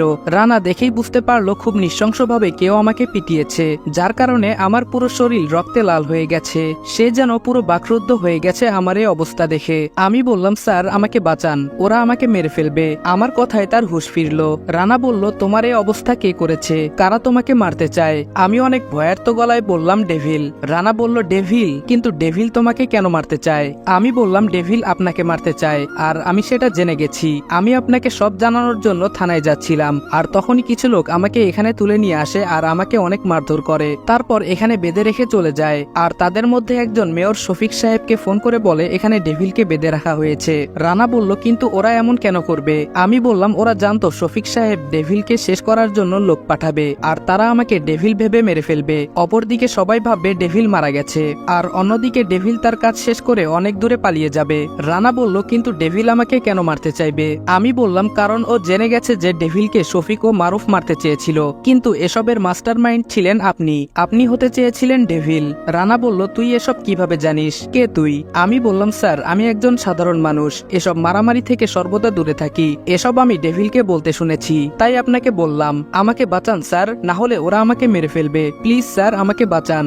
রানা বলল, ওকে ওকে, কুল ডাউন, তোমার কিচ্ছু হবে না, তুমি ভয় পেও না। তুমি ওদের কাউকে চিনতে পেরেছো? আগে কখনো কি ওদের দেখেছো? আমি বললাম, না স্যার, ওরা সবাই ভূতের মাস্ক পরা ছিল, আমি কারো মুখ দেখতে পাইনি। রানা বলল, ওকে ঠিক আছে, তুমি ভয় পেও না, তোমার নিরাপত্তার দায়িত্ব আমার, তুমি নিশ্চিত থাকো, কেউ তোমার কিছু করতে পারবে না। এখন চলো আমার সাথে। আমি বললাম, কোথায়? রানা বলল, ভয় পেও না, তোমাকে থানায় নিব না, আপাতত তোমাকে হসপিটালে নিয়ে যেতে হবে, অনেক আঘাত পেয়েছো। তারপর আমাকে হসপিটালে নিয়ে গেল, আর আমার সিকিউরিটির জন্য 2 জন কনস্টেবলকে পাহারায় রেখে গেল। আমি মনে মনে একটা শয়তানি হাসি দিয়ে বললাম, ঠিক যেমন প্ল্যান করেছি তেমনটাই হচ্ছে। The game start now.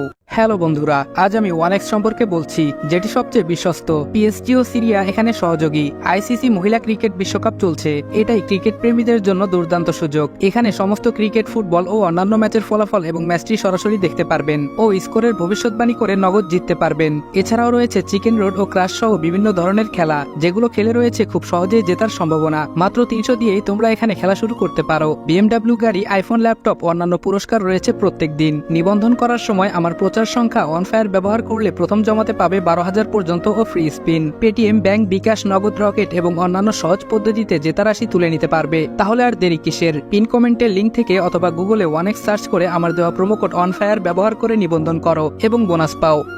আমি বললাম, মিশন ডার্ক ওয়ার্ক স্টার্ট। সাইমনকে টেক্সট করে দিলাম, সাথে সাথে রিপ্লে এলো। সাইমন বলল, পরবর্তী প্ল্যান কি? আমি বললাম, just wait and see. Simon বলল, তুই চাইলে রানাকে ওখানেই মেরে দিতে পারতি। আমি বললাম, হ্যাঁ সেটা পারতাম, কিন্তু ওকে এখনই মেরে ফেলে দিলে খেলার মজাটাই আসতো না।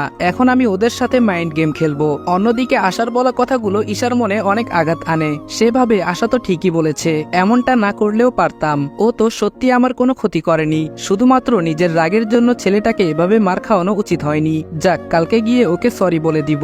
এমন সময় কাউসারের ফোনে কল আসে। কাউসার ওয়াশরুমে থাকায় ফোনটা ঈশা রিসিভ করে এবং সে জানতে পারে আমি হসপিটালে আছি এবং আমার কন্ডিশন অনেক খারাপ। সে আর দেরি না করে আশাকে ফোন করে এবং সব খুলে বলে। আমি শুয়ে রেস্ট নিচ্ছিলাম, অবশ্য রেস্ট নিচ্ছিলাম বললে ভুল হবে, আমি নেক্সট স্টেপ কি হবে তাই ভাবছিলাম। এমন সময় মেয়েলি কণ্ঠে একজন বলল, আসতে পারি? আমি চোখ তুলে তাকিয়ে তো পুরো অবাক। আমি ওদের এখানে এক্সপেক্ট করিনি। আমি রীতিমতো শক হয়ে গেলাম। আমাকে কোনো কথা বলতে না দেখে এবার আশা জিজ্ঞেস করলো, কি হলো ভাইয়া, আমরা কি ভেতরে আসবো? আমি একটু ইতস্তভাবে বললাম, জি আসুন। আশা বলল, এখন কেমন আছো ভাইয়া? আমি বললাম, এত রেসপেক্ট না দিলেও চলবে, আমাকে নাম ধরে ডাকতে পারেন। আর হ্যাঁ, এখন সুস্থ আছি। আপনার ফ্রেন্ড এখন চাইলে আবারও মার খাওয়াতে পারবে। ঈশা বলল, আই এম সরি, আমি আসলে পাওয়ারের নেশায় ছিলাম। আমাকে যখন তুমি সবার সামনে মাফ চাইবে না বললে তখন আমার অনেক খারাপ লেগেছিল, তাই এমন ভুল করে ফেলেছি। আর কখনো এমন হবে না, প্রমিস। প্লিজ আমাকে মাফ করে দাও। আশা বলল, আমিও তোমাকে প্রথমে ভুল ভেবেছিলাম, আমাকেও মাফ করে দাও। আমি বললাম, আরে আপনারা মাফ চাইছেন কেন? ভুল তো আমার হয়েছে। আমি একটা খ্যাত হয়ে এই সভ্য সমাজের একজন হতে চেয়েছি, এটা আমার অপরাধ। আমি এই মডার্ন ঢাকার ছেলে মেয়েদের মতো মডার্ন নই, এটা আমার অপরাধ। আমি আপনাদের মতো হতে পারি না, চলতে পারি না, এটা আমার অপরাধ, আর এর জন্য আমি অত্যন্ত দুঃখিত। পারলে আমাকে ক্ষমা করবেন। আশা বলল, শালা মাফ তো চাইলি, আগে চাইলে কি হইতো? আসলেই তুই একটা খ্যাত, তোর মাথায় ঘিলু নাই। এখন অপরাধ যখন করেছিস শাস্তি তো পেতে হবে। আমার পক্ষ থেকে তোর শাস্তি হলো লাইফ টাইম আমার ভাই হয়ে থাকবি, আর কখনো নিজেকে একা ভাববি না। যাই কিছু হয়ে যাক, জানবি তোর বোন তোর পাশে আছে। Is that clear? আমি কোনো কথা বললাম না। আশা রেগে বলল, ওই হারামজাদা, তোরে আমি কিছু জিজ্ঞেস করেছি, কথা কানে যায় না? আমি ভয় পেয়ে বললাম, হ্যাঁ হ্যাঁ। মাইয়া মানুষ অনেক ডেঞ্জারাস জিনিস, যতক্ষণ এদের মন মতো চলবা এরা ঠান্ডা, উল্টাপাল্টা করলে মাথায় পড়বো ডান্ডা। ইতিহাস সাক্ষী, যত বড় গুন্ডাই হোক মেয়েদের সামনে ভেজা বিড়াল। আশা বলল, কি রে ঈশা, তুই শাস্তি দিবি না? ঈশা বলল, হ্যাঁ সেটা তো দিবই, কিন্তু আমার শাস্তি একটু অন্যরকম। আশা আগ্রহী সুরে বলল, সেটা কিরকম? ঈশা বলল, পরে বুঝতে পারবি, এখন থাক, ওকে একটু রেস্ট নিতে দে। তারপর ওরা বিভিন্ন রকম উপদেশ দিয়ে চলে গেল।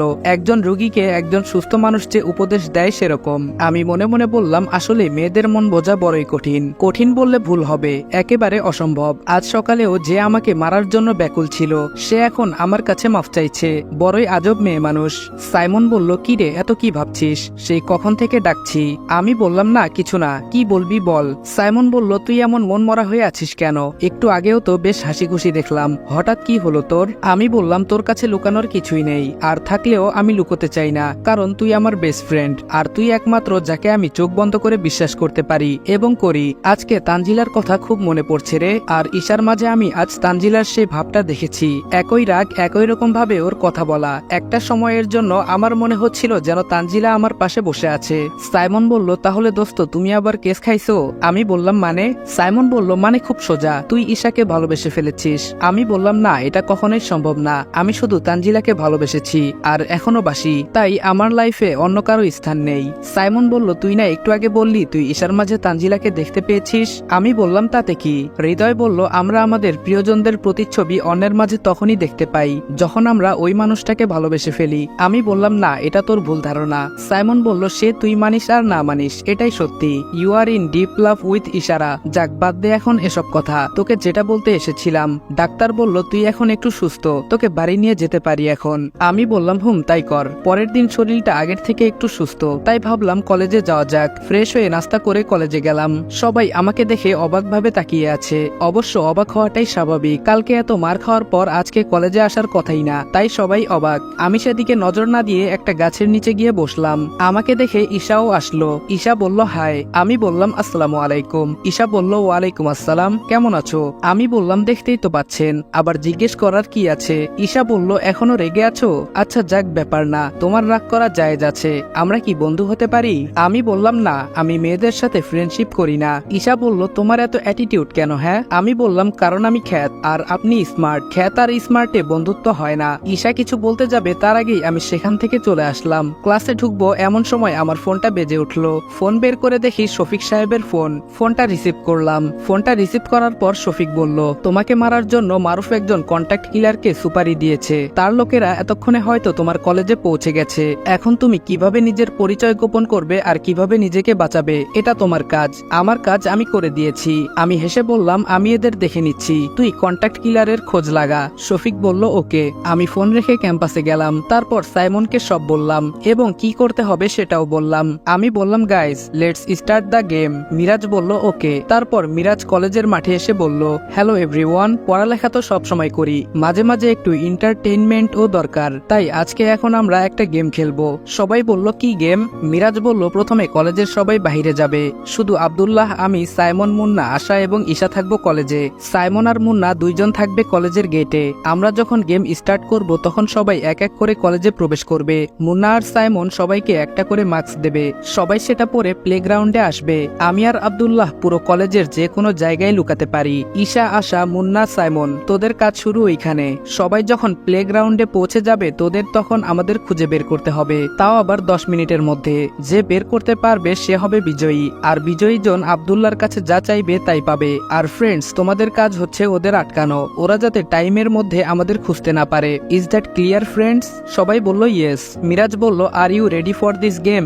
সবাই বলল, ইয়েস। মিরাজ বলল, I can't hear you speak loudly. সবাই সজোরে বলল, ইয়েস। মিরাজ বলল, okay friends, let's start the game.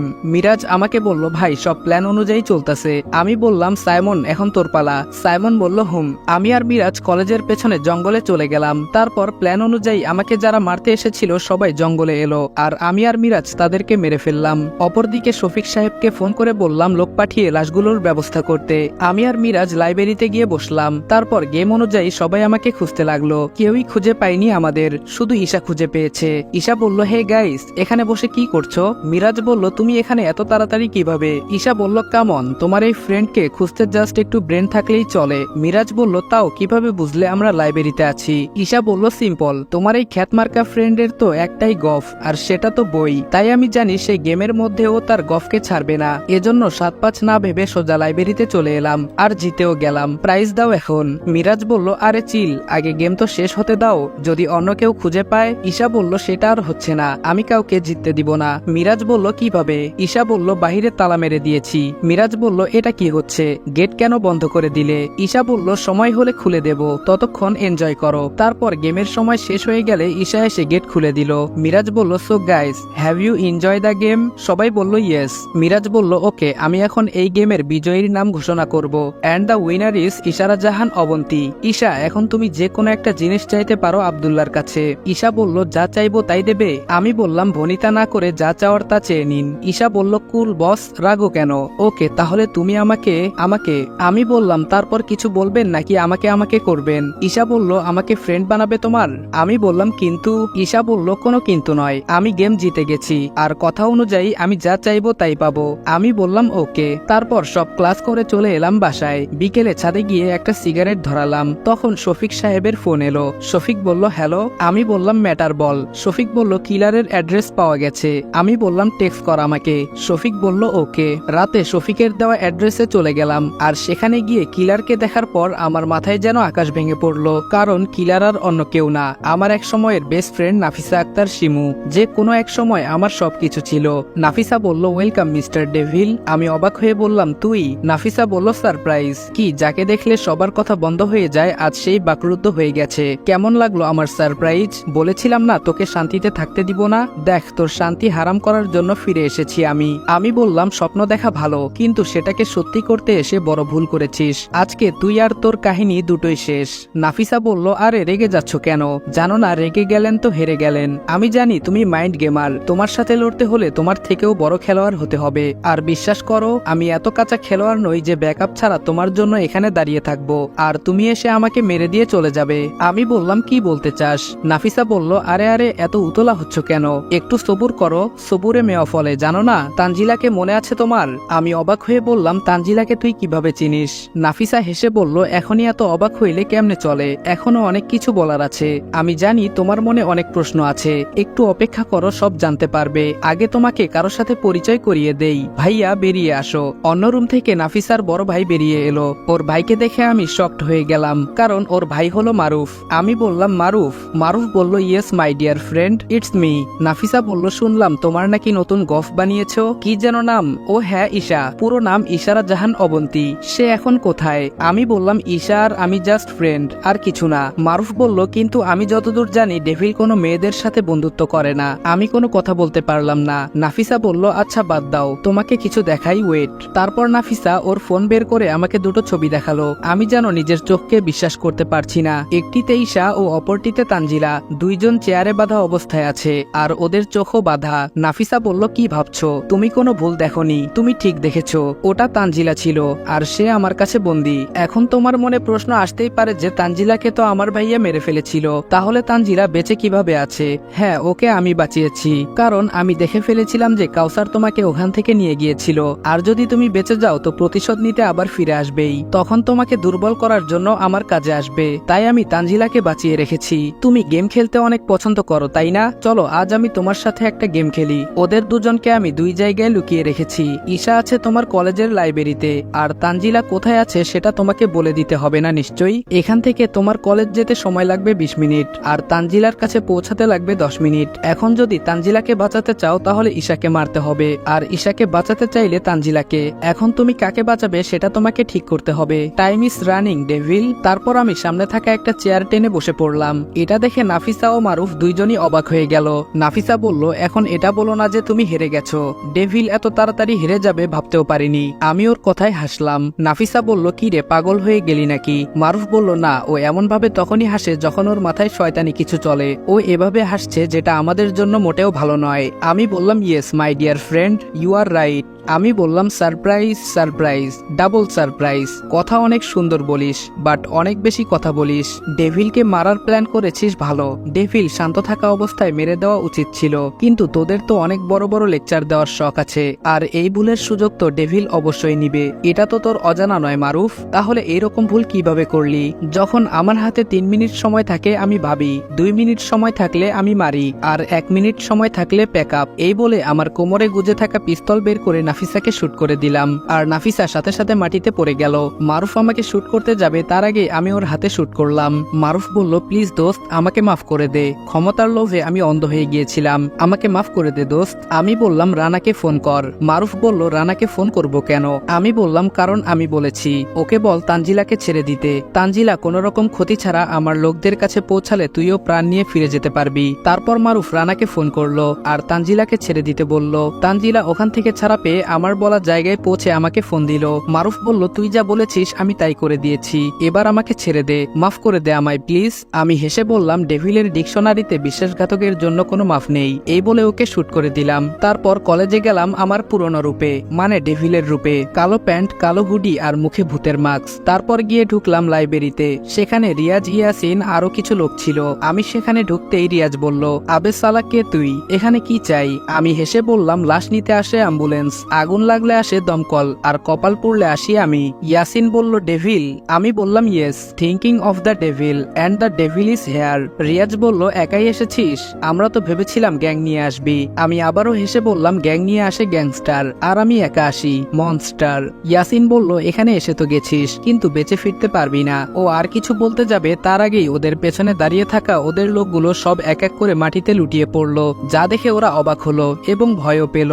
আমি হেসে বললাম, বাংলা সিনেমা খুব বেশি দেখিস, হিরোইনকে কিডন্যাপ করলে হিরো আসে একা বাঁচাতে, এটা হলো heroism, and I hate heroism. She is not my heroine and I am not a hero, I am a villain and I love villainism. এটা বলেই আমার পিস্তল বের করে ইয়াসিনকে শুট করে দিলাম। ইয়াসিন সাথে সাথে মাটিতে পড়ে গেল, আর তা দেখে রিয়াজ দৌড়ে পালানোর চেষ্টা করলে আমি ওকে ধরে ফেলি। আমাদের দুজনের মধ্যে অনেক হাতাহাতি চলে, কিন্তু রিয়াজ পালিয়ে যেতে সফল হয়। রিয়াজের সাথে হাতাহাতির সময় আমার প্যান্টের পকেট থেকে আমার আইডি পড়ে যায়, যেটা আমি লক্ষ্য করিনি, কিন্তু ঈশা সেটা লক্ষ্য করে এবং পরবর্তীতে সেটা তুলে নেয়, এবং সেটা তুলে যা দেখতে পায় তা দেখার জন্য মোটেও প্রস্তুত ছিল না, কারণ আইডিতে আমার ছবি, নাম ও অ্যাড্রেস ছিল। ঈশা কোনো রিয়াক্ট করে না, বরং তখনকার মতো ব্যাপারটা চেপে যায়। আমি ঈশাকে ওর বাড়ির সামনে নামিয়ে দেই। ঈশা বলল, একটা কথা জিজ্ঞেস করতে পারি? আমি বললাম, হুম। ঈশা বলল, কে আপনি? আমি বললাম, devil, the king of dark world. Isha বলল, আপনি বললেন আপনি কোনো হিরো নন, আর আমিও হিরোইন নই, আপনি একজন ভিলেন, তাহলে আপনি আমাকে কেন বাঁচালেন? আমি বললাম, কারণ আপনি আমার জন্য বিপদে পড়েছিলেন, আর আমাকে ধরার জন্য ওরা আপনাকে আটক করেছিল, তাই। ঈশা বলল, কিন্তু কেন? আপনাকে ধরার জন্য ওরা আমাকে কেন আটক করেছিল, যেখানে আপনাকে আমি চিনিও না? আপনার মুখের মাস্কটা একটু সরাবেন, আমি আপনাকে দেখতে চাই। আমার কেন যেন মনে হচ্ছে আপনি আমার পরিচিত কেউ। আমি বললাম, ভুলেও এই ইচ্ছা প্রকাশ করো না, কারণ আজ অব্দি আমাকে যারা দেখেছে তারা কেউ বেঁচে নেই, আমাকে যারা দেখেছে তাদের সবাইকে আমি মেরে ফেলেছি, তাই বলছি এখন চুপচাপ বাড়িতে চলে যাও, আমার ব্যাপারে বেশি মাথা না ঘামানোটাই তোমার জন্য ভালো। তারপর আমি সেখান থেকে চলে এলাম। অন্যদিকে ঈশা ভাবছে, আমার লাইফে এখন অব্দি কোনো গোল ছিল না, কিন্তু এখন আমি জেনেই ছাড়বো তুমি আসলে কে মিস্টার ডেভিল। আমি হোস্টেলে চলে এলাম, আর আমাকে ফলো করে ঈশাও এসেছে। আমি রুমে এসে চেঞ্জ করে নিলাম, আর তখনই কে যেন দরজা নক করলো। আমি দরজা খুলে দিয়ে দেখলাম তানজিলা দাঁড়িয়ে আছে। তানজিলা আমাকে দেখে অবাক হয়ে গেল। তানজিলা বলল, তুমি বেঁচে আছো? আমি বললাম, হ্যাঁ, এসো ভেতরে। তানজিলা বলল, আমি তো ভেবেছিলাম তোমাকে বোধহয় আমি চিরদিনের জন্য হারিয়ে ফেলেছি, জানো আমি খুব ভয় পেয়ে গিয়েছিলাম আজ। আমি বললাম, কেন? তানজিলা বলল, কারা যেন আমাকে কিডন্যাপ করে নিয়ে গিয়েছিল, আমাকে তারা বন্দি করে রেখে দেয়, আমাকে মেরে ফেলতে চেয়েছিল। ঠিক তখনই কারো ফোন এলো, আর ওরা আমাকে ছেড়ে দেয়। আমি সেখানে আর দাঁড়িয়ে না থেকে সেখান থেকে বাইরে চলে আসি, আর বাইরে আসার পর আমাকে একটা লোক এই অ্যাড্রেসে আসতে বলে, আর বলে আমার জন্য নাকি সারপ্রাইজ আছে। আমি ভাবতেও পারিনি আমার জন্য এখানে এত বড় সারপ্রাইজ আছে। আমি বললাম, আরে শান্ত হও, আমি আছি তো, তোমার কিছু হবে না, আমি তোমার কিছু হতে দিব না, তুমি ফ্রেশ হয়ে নাও, আমি তোমার জন্য খাবারের ব্যবস্থা করছি। তানজিলা বলল, ওকে। তারপর তানজিলা ফ্রেশ হতে চলে গেল, আর আমি খাবার আনতে যাওয়ার জন্য দরজা খুলতেই অবাক হয়ে গেলাম। আমি দরজা খুলে বের হব এমন সময় ঈশা চলে এলো, আর তাই দেখে আমি অবাক হয়ে গেলাম। ঈশা বলল, হাই। আমি বললাম, আপনি এখানে? ঈশা বলল, হ্যাঁ আমি, কেন আসতে পারি না বুঝি? আমি বললাম, না, আপনি আমার অ্যাড্রেস কোথায় পেলেন? ঈশা বলল, ফ্রেন্ডের অ্যাড্রেস না জানলে সে আবার কেমন ফ্রেন্ড? আমি বললাম, মানে বুঝলাম না। ঈশা বলল, তুমি একটা গাধা, তুমি যে কলেজের হোস্টেলে থাকো সেটা কে না জানে? আমি বললাম, বাট এখানে কেউ আসে না। ঈশা বলল, সবাই তো আর তোমার ফ্রেন্ড না, তাই না? আমি বললাম, তো আপনি এখানে কেন এসেছেন? এটা বয়েজ হোস্টেল, এখানে আপনাকে কেউ আমার সাথে দেখলে খারাপ ভাববে, আপনি প্লিজ চলে যান। ঈশা কিছু বলতে যাবে তার আগেই তানজিলা বের হয়ে এসে আমাকে বলল, কে এসেছে, কার সাথে এত কথা বলছো? ঈশা বলল, আমি এখানে এসেছি বলে তোমার সমস্যা হচ্ছে, আর ভেতরে মেয়েলি কণ্ঠে কে কথা বলছে? হুম। আমি বললাম, সেটা জেনে আপনার লাভ নাই, আপনি যান এখান থেকে। তানজিলা বলল, এই মেয়েটা কে, আর এখানে কি চায়? ঈশা বলল, আমারও একই প্রশ্ন, তুই কে, আর এখানে কি চাস? তানজিলা বলল, আমি ওর গফ, আর এখানে আমি থাকতেই পারি, আমার অধিকার অধিকার আছে? তুই কে? ঈশা হেসে বলল, খুব ভালো জোক ছিল, বাট এখন আমি হাসার মুডে নাই, পরে হেসে নিব। আমাকে বলল, এই তুমি চলো আমার সাথে। আমি বললাম, কোথায়? ঈশা বলল, ওই যেখানে নিয়ে যাব সেখানে যাবি, এত প্রশ্ন করস কেন, চল। তানজিলা বলল, ও তোর সাথে কেন যাবে? ও তোর সাথে কোথাও যাবে না, ও আমার সাথে থাকবে। আমি বললাম, প্লিজ চুপ করো, কি শুরু করেছো তোমরা বাচ্চাদের মতো?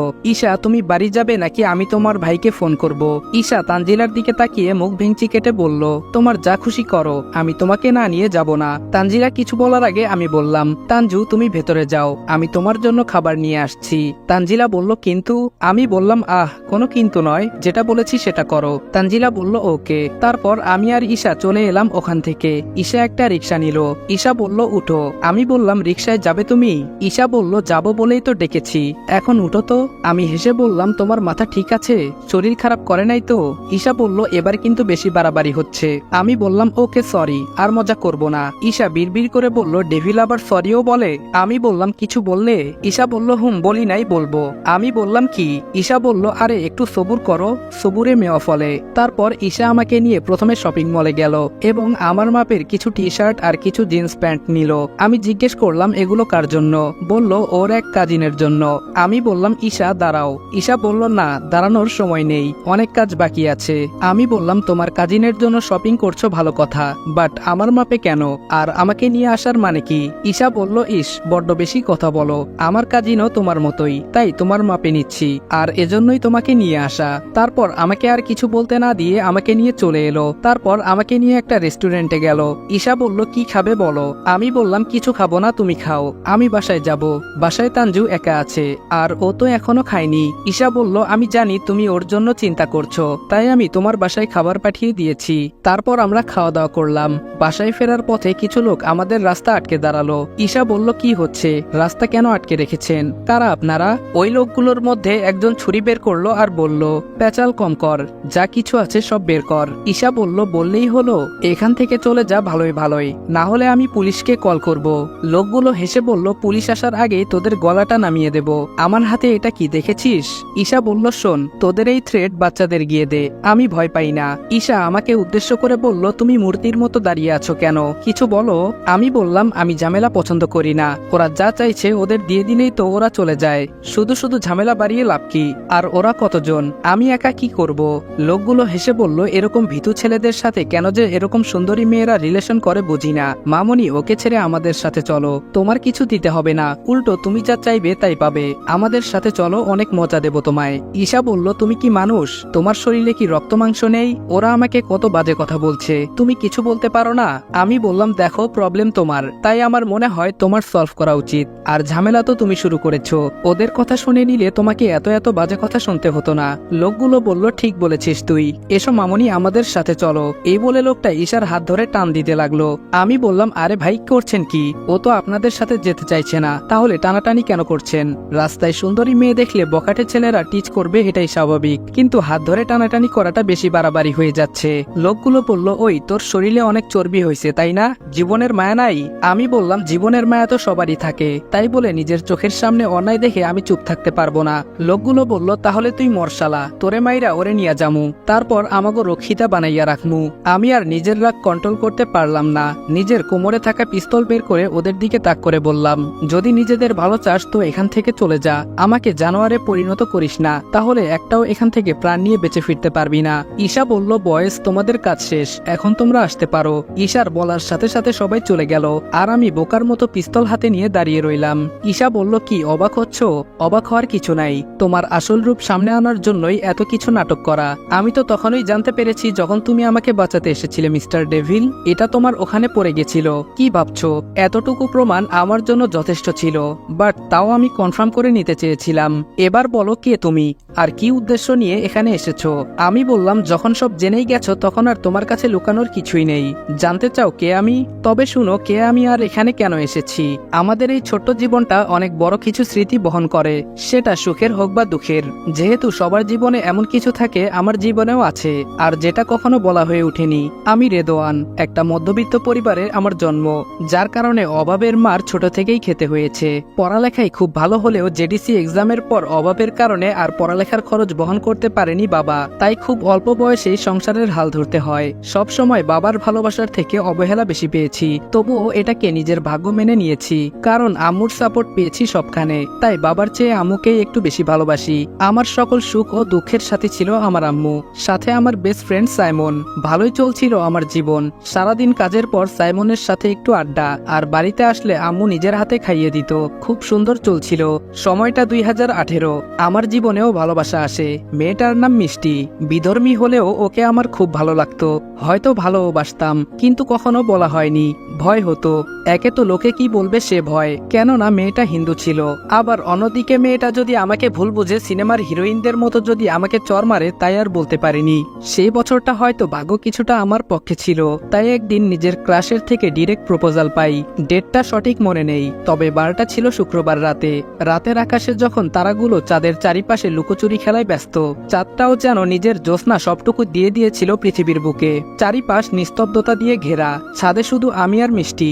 মিষ্টি হাঁটু গেড়ে বসে আমাকে বলে, জানি না তোমার মনে অন্য কেউ আছে কিনা, তবে আমার মনে শুধু তুমি আছো, আর কেউ নেই। প্রথম যেদিন তোমাকে দেখেছি সেদিনই তোমার প্রেমে পড়ে গেছি, ভালোবেসে ফেলেছি আমি। কিন্তু লোকলজ্জার ভয়ে কিছু বলতে পারিনি, কারণ তুমি মুসলিম আর আমি হিন্দু। এই সমাজ আমাদের ভালোবাসাকে কোনোদিন মেনে নিবে না, তাই চেষ্টা করেছি আমার ভালোবাসা দমিয়ে রাখতে। কিন্তু যতদিন যাচ্ছে তোমার প্রতি আমার ভালোবাসা ততই বেড়ে যাচ্ছে। আমি আর পারলাম না নিজের ভালোবাসাকে দাবিয়ে রাখতে। এখন আমি আর কিছু চাই না, শুধু তোমাকে ভালোবাসতে চাই। আমি কোনো লোকলজ্জার ভয় এখন পাই না, আমার শুধু তোমার ভালোবাসা চাই। দেবে কি তোমাকে ভালোবাসার অধিকারটুকু? কথা দিচ্ছি, জীবনে যত বড় ঝড় আসুক আমি তোমাকে ছেড়ে যাব না। কেউ আমাকে তোমার থেকে আলাদা করতে পারবে না। আমাকে তোমার অর্ধাঙ্গিনী হওয়ার অধিকারটুকু কি দেবে? তোমাকে অনেক ভালোবাসি, হয়তো নিজের জীবনের থেকেও বেশি। I love you, will you marry me? সেদিন মনে হয়েছিল আমার জীবনের সবচেয়ে সুখের দিন বোধহয় এটাই। তারপর একটা বছর খুব ভালোই চলেছিল। আমিও অনেক স্বপ্ন বুনেছিলাম ওকে নিয়ে, আমাদেরও সংসার হবে। কিন্তু ভুলে গেছিলাম স্বপ্ন কখনোই সত্যি হয় না। সময়টা 2018 সালের 28শে ডিসেম্বর। আমি জানতে পারলাম মিষ্টি অন্য কারোর সাথে রিলেশনে আছে। আমি ওকে জিজ্ঞেস করলাম, ও বলল একজন মুসলিম আর হিন্দুর মাঝে কখনো ভালোবাসা হতে পারে না। আমি জিজ্ঞেস করলাম, তাহলে এতদিন যেটা আমাদের মাঝে ছিল সেটা কি? ও বলল সেটা ছিল টাইম পাস। তারপর ও চলে গেল, আর কখনো ওর সাথে দেখা হয়নি। সেদিনের পর থেকে আমারও রাতে ঘুম হয় না। কত রাত নির্ঘুম কাটিয়েছি বলতে পারবো না। আম্মু অনেকবার জিজ্ঞেস করেছে যে আমার কি হয়েছে, তবে আমি কিছু বলতে পারিনি। কি করে বলতাম আম্মুকে যে একটা হিন্দু মেয়েকে আমি ভালোবেসেছিলাম, এখন সে আমাকে ছেড়ে চলে গেছে। সেদিনের পর থেকে সিগারেট হয় আমার নির্ঘুম রাতের সঙ্গী। যে আমি মারামারি দেখলে 1 মাইল দূরে থাকতাম, সে আমি হয়ে যাই এলাকার সবচেয়ে রাগী বদমেজাজি বাজে ছেলে। আর লড়াই, সেটা আমার ডেইলি রুটিন। সাল 2019। আমার ফেসবুকে একটা ফ্রেন্ড রিকোয়েস্ট আসে নাফিসা আক্তার শিমু নামক আইডি থেকে। মিউচুয়াল ফ্রেন্ডে দেখলাম সাইমনও আছে। আবার নাফিসা আমার কাজিনের নাম, তাই অ্যাকসেপ্ট করলাম। একদিন ওর সাথে মিট করতে গেলাম আমি আর সাইমন। 14 ফেব্রুয়ারি বিকেল 5টায়। আমি খুব নার্ভাস ছিলাম, কারণ মিষ্টি চলে যাওয়ার পর এতটা ক্লোজ কোনো মেয়ের সাথে হয়নি। সেখানে অনেক কথা হলো। ওর পুরো নাম নাফিসা আক্তার শিমু, আর নিকনেম হচ্ছে প্রিয়া। তারপর খাওয়া দাওয়া করে চলে এলাম। এভাবেই চলে গেল কিছুদিন। একদিন আমাদের এক ছোট ভাইকে কিছু ছেলে এসে পিটায়। তার জবাবে আমি আর কিছু বন্ধুরা গিয়ে সেই ছেলেগুলোকে বেধড়কভাবে পিটাই। আর বিপত্তিটা ঘটে সেখানে, কারণ প্রিয়া মারামারি একদম পছন্দ করে না। আর আমরা যে ছেলেকে পিটাই সেই ছেলেটা ওর ক্লাসমেট। তাই কথাটা প্রিয়ার কানে যেতে বেশি সময় লাগে না। এজন্য প্রিয়া আমাকে এবং সাইমনকে দেখা করতে বলে। তারপর আমরা দেখা করতে যাই। তখন প্রিয়া বলল, এই তোরা কি কখনো মানুষ হবি না? আমি বললাম, কেন, আমরা কি গরু ছাগল নাকি? প্রিয়া বলল, গরু ছাগলও তোদের থেকে বেটার। তোরা আসিফকে কেন মারছিস? আমি বললাম, মায়ের কাজ করছে তাই মারছি, এর জন্য আমি একটুও অনুতপ্ত না। আর সরি বলার প্রশ্নও আসে না, তাই এমন কিছু বলতেও বলিস না। প্রিয়া বলল, সাইমন তুই কি ওরে কিছু বলবি? সাইমন বলল, হুম শালা, তোরে ধরে পিটান উচিত। আমি বললাম, কি? সাইমন বলল, হ শালা, মারছোস ভালো কথা। কেমন মায়ের মারছোস এখনো বাসায়? শালা মায়ের দিলে দেওয়ার মতো দিবি, একেবারে হাসপাতালে পাঠাবি। প্রিয়া বলল, তোরা আর কখনো মারামারি করবি না, কথা দে আমাকে, নইলে খুব খারাপ হবে বলে দিলাম। আমি বললাম, চুপ, তোর যা খুশি কর, আমি যেমন আছি তেমনই থাকমু, তাতে তোর বাবার কি? ফ্রেন্ড আছিস, ফ্রেন্ডের মতো থাকবি, অধিকার ফলাইতে আসবি না।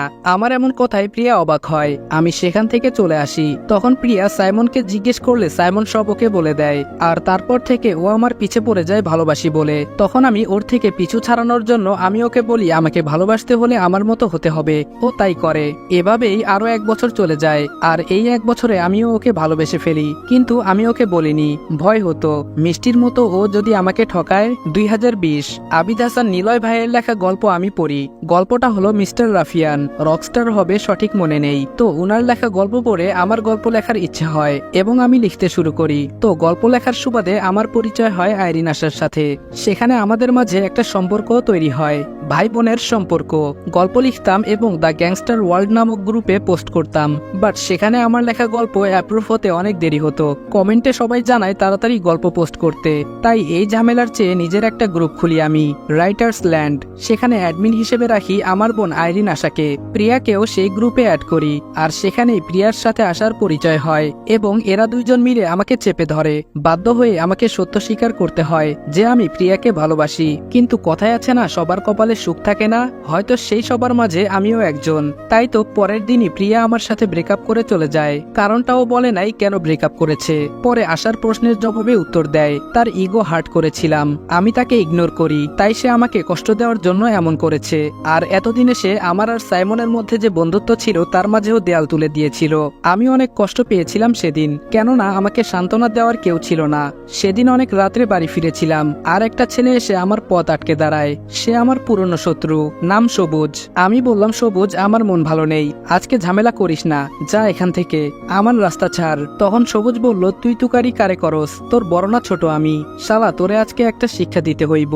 এতদিন সাইমনের লগে থাইকা অনেক উঠছোস, এখন সাইমনও তোর শত্রু, তোরে মারলেও কেউ বাঁচাইতে আইব না। এই কথা শোনার পর আমি নিজেও জানি না আমার কি হয়ে গেল, নিজেকে আর ঠিক রাখতে পারলাম না। পাশে একটা 10 ইঞ্চি ইট ছিল, সেটা তুলে ওর মাথায় মারলাম, সাথে সাথে ওর মাথা ফেটে রক্ত পড়তে লাগলো। আমি আর সেখানে না দাঁড়িয়ে চলে এলাম। সবুজ আমার নামে থানায় মামলা করে, হাফ মার্ডার কেসের চার্জ দেয় আমার উপর। সবুজের বাবা ছিল এলাকার এমপি, তাই তার ক্ষমতা কাজে লাগিয়ে আমাকে 6 বছরের জন্য জেলে পাঠায়, আর জেল থেকে বেরিয়ে আমি হয়ে যাই ডেভিল। আর এতে সাইমন আমার পাশে সব সময় থেকেছে। আমি হয়ে উঠি অন্ধকার জগতের রাজা। ঈশা বলল, কিন্তু তুমি তো বললে সাইমন আর তোমার মধ্যে নাকি কোনো সমস্যা হয়েছিল। আমি বললাম, হ্যাঁ, সেটা প্রিয়া তৈরি করেছিল, কিন্তু আমি জেল থেকে বের হয়ে আসার পর ওকে আমার পাশে পেয়েছি সব সময়। এটা কিভাবে হলো তা আমিও জানি না, আর কখনো জিজ্ঞেসও করিনি, কারণ আমার বন্ধু আবার আমার কাছে ফিরে এসেছে, এটাই আমার কাছে অনেক ছিল। ঈশা বলল, তোমার মা বাবা তারা কোথায়? আমি বললাম, জানি না, জেল থেকে বের হয়ে অনেক খুঁজেছি তাদের, কিন্তু পাইনি। ঈশা বলল, আর তোমার সে বোন, তার খোঁজ কি কখনো করেছো? আমি বললাম, না, খুঁজিনি, কারণ আমার বোন তার ভাইটাকে ভালোবাসতো, এই ডেভিলকে নয়। ঈশা বলল, বলছে তোমারে, তুমি জানো আমার যে ফ্রেন্ড আশা, ওই তোমার সেই বোন আইরিন আশা। আমি বললাম, তাতে কি, যদিও আমার সত্যি জানতে পারে ও আমাকে ঘৃণা করবে। ঈশা বলল, না, করবে না, ও সব জানে। আমি বললাম, ও জানে, কিন্তু কিভাবে? ঈশা বলল, আমি জানি না, তবে ও প্রায় তোমার কথা বলতো। ওর কাছ থেকে জানতে পারি তুমি জেলে যাওয়ার পর তোমাকে অনেকবার মেসেজ করেছে, অনেকবার কল করেছে, কিন্তু তোমার কোনো খোঁজ পায়নি। তখনও তোমায় নিয়ে অনেক চিন্তিত হয়ে যায়। তারপর ও কোনোভাবে সাইমনের ঠিকানা জোগাড় করে, ওর সাথে মিট করে, ওকে সব বুঝিয়ে বলে। সাইমনের কাছ থেকে ও জানতে পারে তুমি জেলে আছো, তারপরও তোমার সাথে দেখা করতে চায়, কিন্তু পারেনি। তুমি কারোর সাথে দেখা করতে চাওনি তখন। এরপর আর কিছু জানি না। তারপর যখন আমি তোমাকে লোক দিয়ে মার খাইয়েছিলাম, সেদিন জানতে পারি যে তুমি ওর সেই ভাই। আমি বললাম, ও এখন কোথায় আছে, আমি ওর সাথে দেখা করতে চাই। ঈশা বলল, চলো। তারপর আমি আর ঈশা গেলাম আশাদের বাসায়। সারাদিন আমি আর ঈশা আশাদের বাসায় ছিলাম। পরের দিন সকালে ফ্রেশ হয়ে হালকা নাস্তা করে বেরিয়ে পড়লাম। পথে ঈশার সাথে দেখা হলো। তারপর আমি গাড়িতে উঠে বসলাম, আমরা আশাদের বাড়িতে এলাম। ঈশা আমার হাতে একটা ব্যাগ দিল আর বলল, যাও চেঞ্জ করে এসো। আমি বললাম, এর মধ্যে কি আছে? ঈশা বলল, এর মধ্যে তোমার জন্য জামা কাপড় আছে। আমি বললাম, আমার জন্য? কে দিল? ঈশা বলল, ওই এত কথা বলস কেন, যা বলছি তাই কর, ওই রুমে যা, গিয়ে চেঞ্জ করে আয়। আমি বললাম, ওকে, যাচ্ছি তো, রাগো কেন? ঈশা বলল, না রাগলে তো তোর কথা কানে যায় না, এখন চুপচাপ গিয়ে চেঞ্জ করে আয়। আমি আর কথা না বাড়িয়ে চেঞ্জ করতে চলে গেলাম। কিছুক্ষণ পর বেরিয়ে এলাম। ঈশা তো আমাকে দেখেই থ হয়ে গেছে। আমি বললাম, এই যে মিস, এমন ভাবে তাকিয়ে আছেন কেন, আমি কি কোনো এলিয়েন নাকি? ঈশা বলল, আরো একবার তোমার উপরে ক্রাশ খাইলাম। আমি বললাম, এটা কিন্তু ঠিক করো নাই, নিজেকে আমার ফ্রেন্ড বলো, আর একা একাই ক্রাশ খেয়ে নিলা, আমাকে দিলাও না। আমার কথা শুনে ঈশা হাসবে না কাঁদবে সেই কনফিউশনে আছে। ওর মুখ দেখে তাই স্পষ্ট বোঝা যাচ্ছে। ওর এমন চেহারা দেখে আমি নিজের হাসি থামিয়ে রাখতে পারলাম না, হো হো করে হেসে দিলাম। ঈশা বলল, ওই হারামি, হাসোস কেন? আমি বললাম, না, এমনি। আমাকে কেমন লাগছে? ঈশা আয়না দেখিয়ে বলল, ওইখানে আয়না আছে, নিজে গিয়ে দেখ। তারপর আমি আয়নার সামনে গেলাম, আর সেখানে গিয়ে আমি নিজের উপর নিজেই ক্রাশ খাইলাম। সাদা টি শার্ট, সাথে ব্লু জিন্স, আর ব্যান্ডের কালো রঙের ব্লেজার, চুলগুলো স্পাইক করা, চোখে লাল একটা সানগ্লাস আর জামার সাথে ম্যাচ করে একটা ইম্পোর্টেড ঘড়ি। আশা বলল, কে রে ভাই তুই? তোকে তো দেখে চেনাই যাচ্ছে না। আজকে যে কত মেয়ে তোর উপরে ক্রাশ খাবে সেটা তুই কল্পনাও করতে পারবি না। ঈশা বলল, তোর ভাইকে সুন্দর লাগছে আর আমাকে তো বললি না, আমাকে কেমন লাগছে? আশা বলল, ওহ তোকেও একদম পরীর মতো লাগছে, এতক্ষণ আমি খেয়াল করিনি। সত্যি আজ ঈশাকে কোনো পরীর থেকে কম সুন্দর লাগছে না। নীল একটা শাড়ি পরেছে, সাথে ম্যাচিং করে 2 হাতে চুড়ি, চোখের নিচে হালকা করে কাজল, চুলগুলো খোপা করা, কপালে ছোট একটা কালো টিপ আর ঠোঁটে হালকা লাল লিপস্টিক। আমি যেন কোনো একটা ঘোরের মধ্যে আছি। শত চেষ্টা করেও আমি চোখ ফেরাতে পারছি না।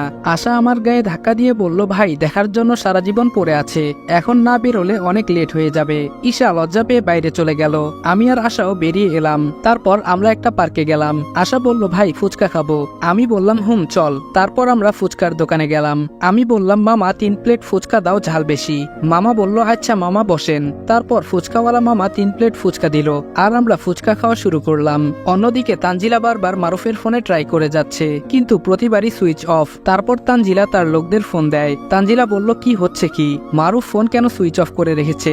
তখন মারুফের রাইট হ্যান্ড পিয়াস বলল, মারুফ ভাই আর নেই। তানজিলা বলল, নেই মানে কোথায় গেছে? পিয়াস বলল, ডেভিল মারুফ ভাইকে মেরে ফেলেছে। তানজিলা বলল, কি? রাগে তানজিলার চোখ রক্তিমাপা ধারণ করেছে। হঠাৎ কেউ বলে উঠলো, ভাবি কার সাথে কথা বলছো? তানজিলা ফোনে কথা বলছিল। তখন পেছন থেকে মুন্না জিজ্ঞেস করলো। তানজিলা বলল, তুমি কখন এলে? মুন্না বলল, যখন তুমি পিয়াসকে ফোন দিছো তখন। ভাই বলেছিল তোমাকে সকালের নাস্তা দিয়ে যেতে, আর নাস্তা দিতে যা শুনলাম তাতে তোমাকে নাস্তা না মৃত্যু দেব। বলেই মুন্নার কোমরে থাকা পিস্তল বের করে তানজিলার দিকে তাক করে। মুন্না বলল, মারুফের সাথে তোমার সম্পর্ক কি, আর এখানে কি উদ্দেশ্য নিয়ে এসেছো?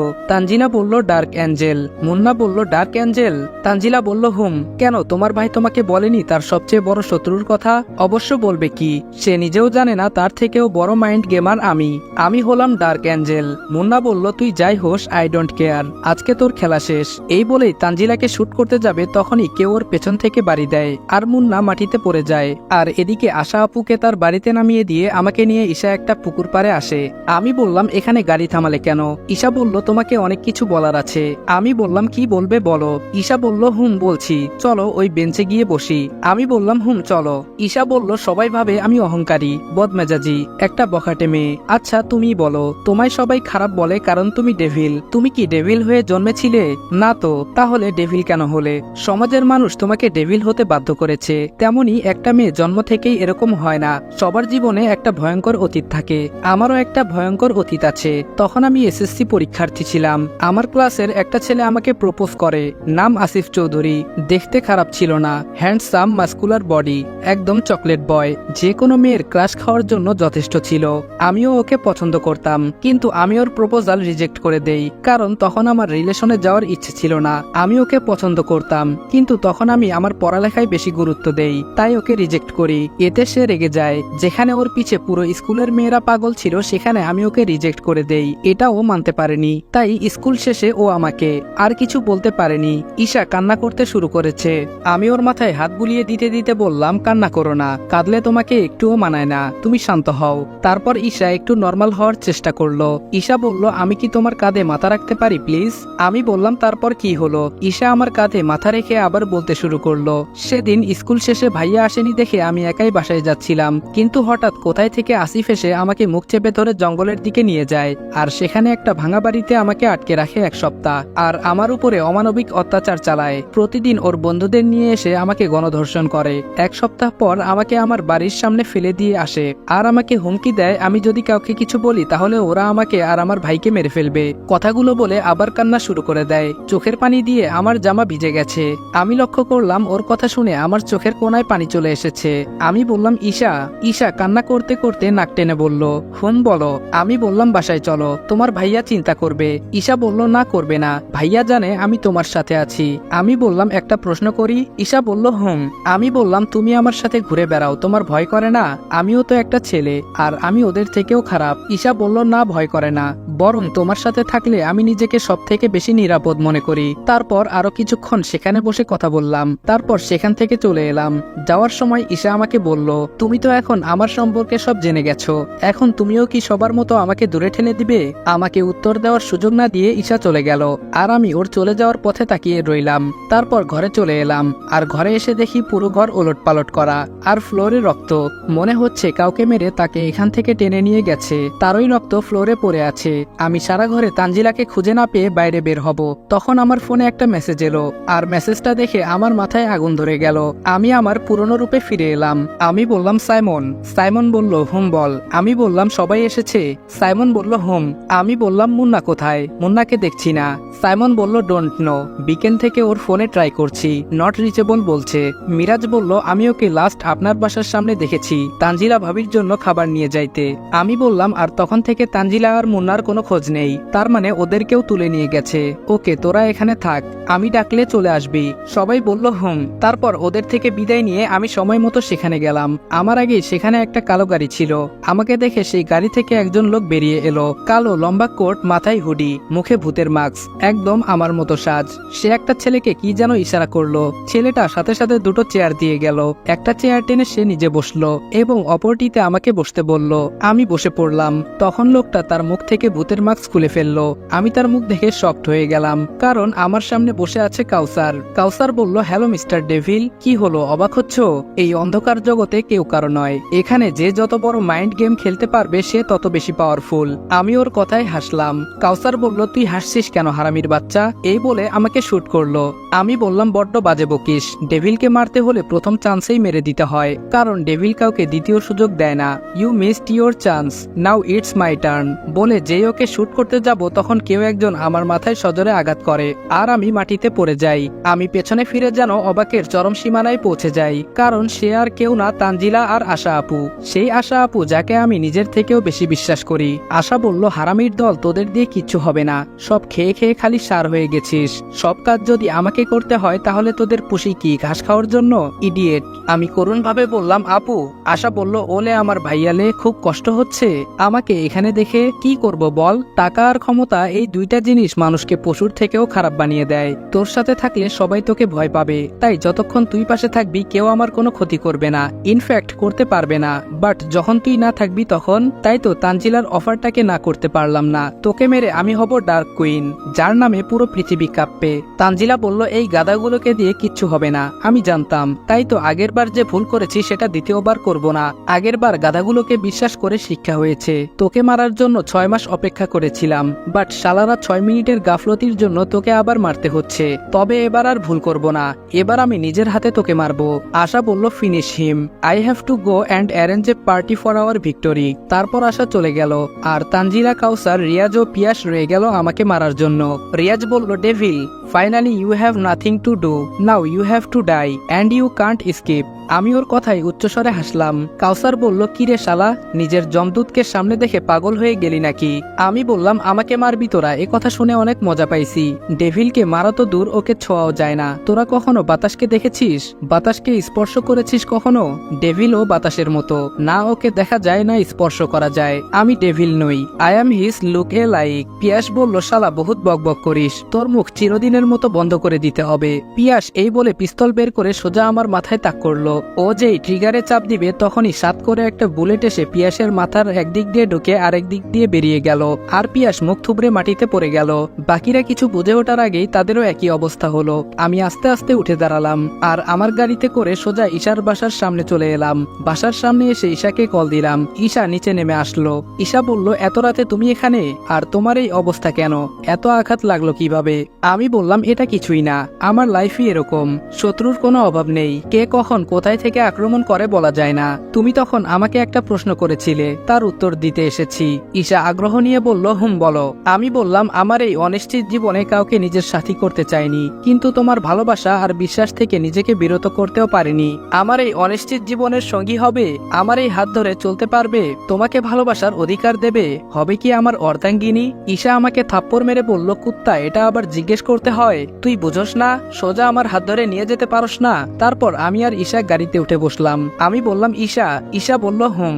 আমি বললাম আশাকে একটা কল দাও। তারপর ঈশা আশাকে কল দিল। আশা বলল হ্যালো ঈশা বল। তারপর আমি আমার বিশ্ববিখ্যাত ডায়লগটা দিয়ে হাসতে থাকলাম। আশা বলল ডেভিল। আমি বললাম হ্যাঁ, I am so tired, let's take a small break, I will be back. Asha আর কিছু বলতে যাবে তার আগে আমি ফোনটা কেটে দিলাম।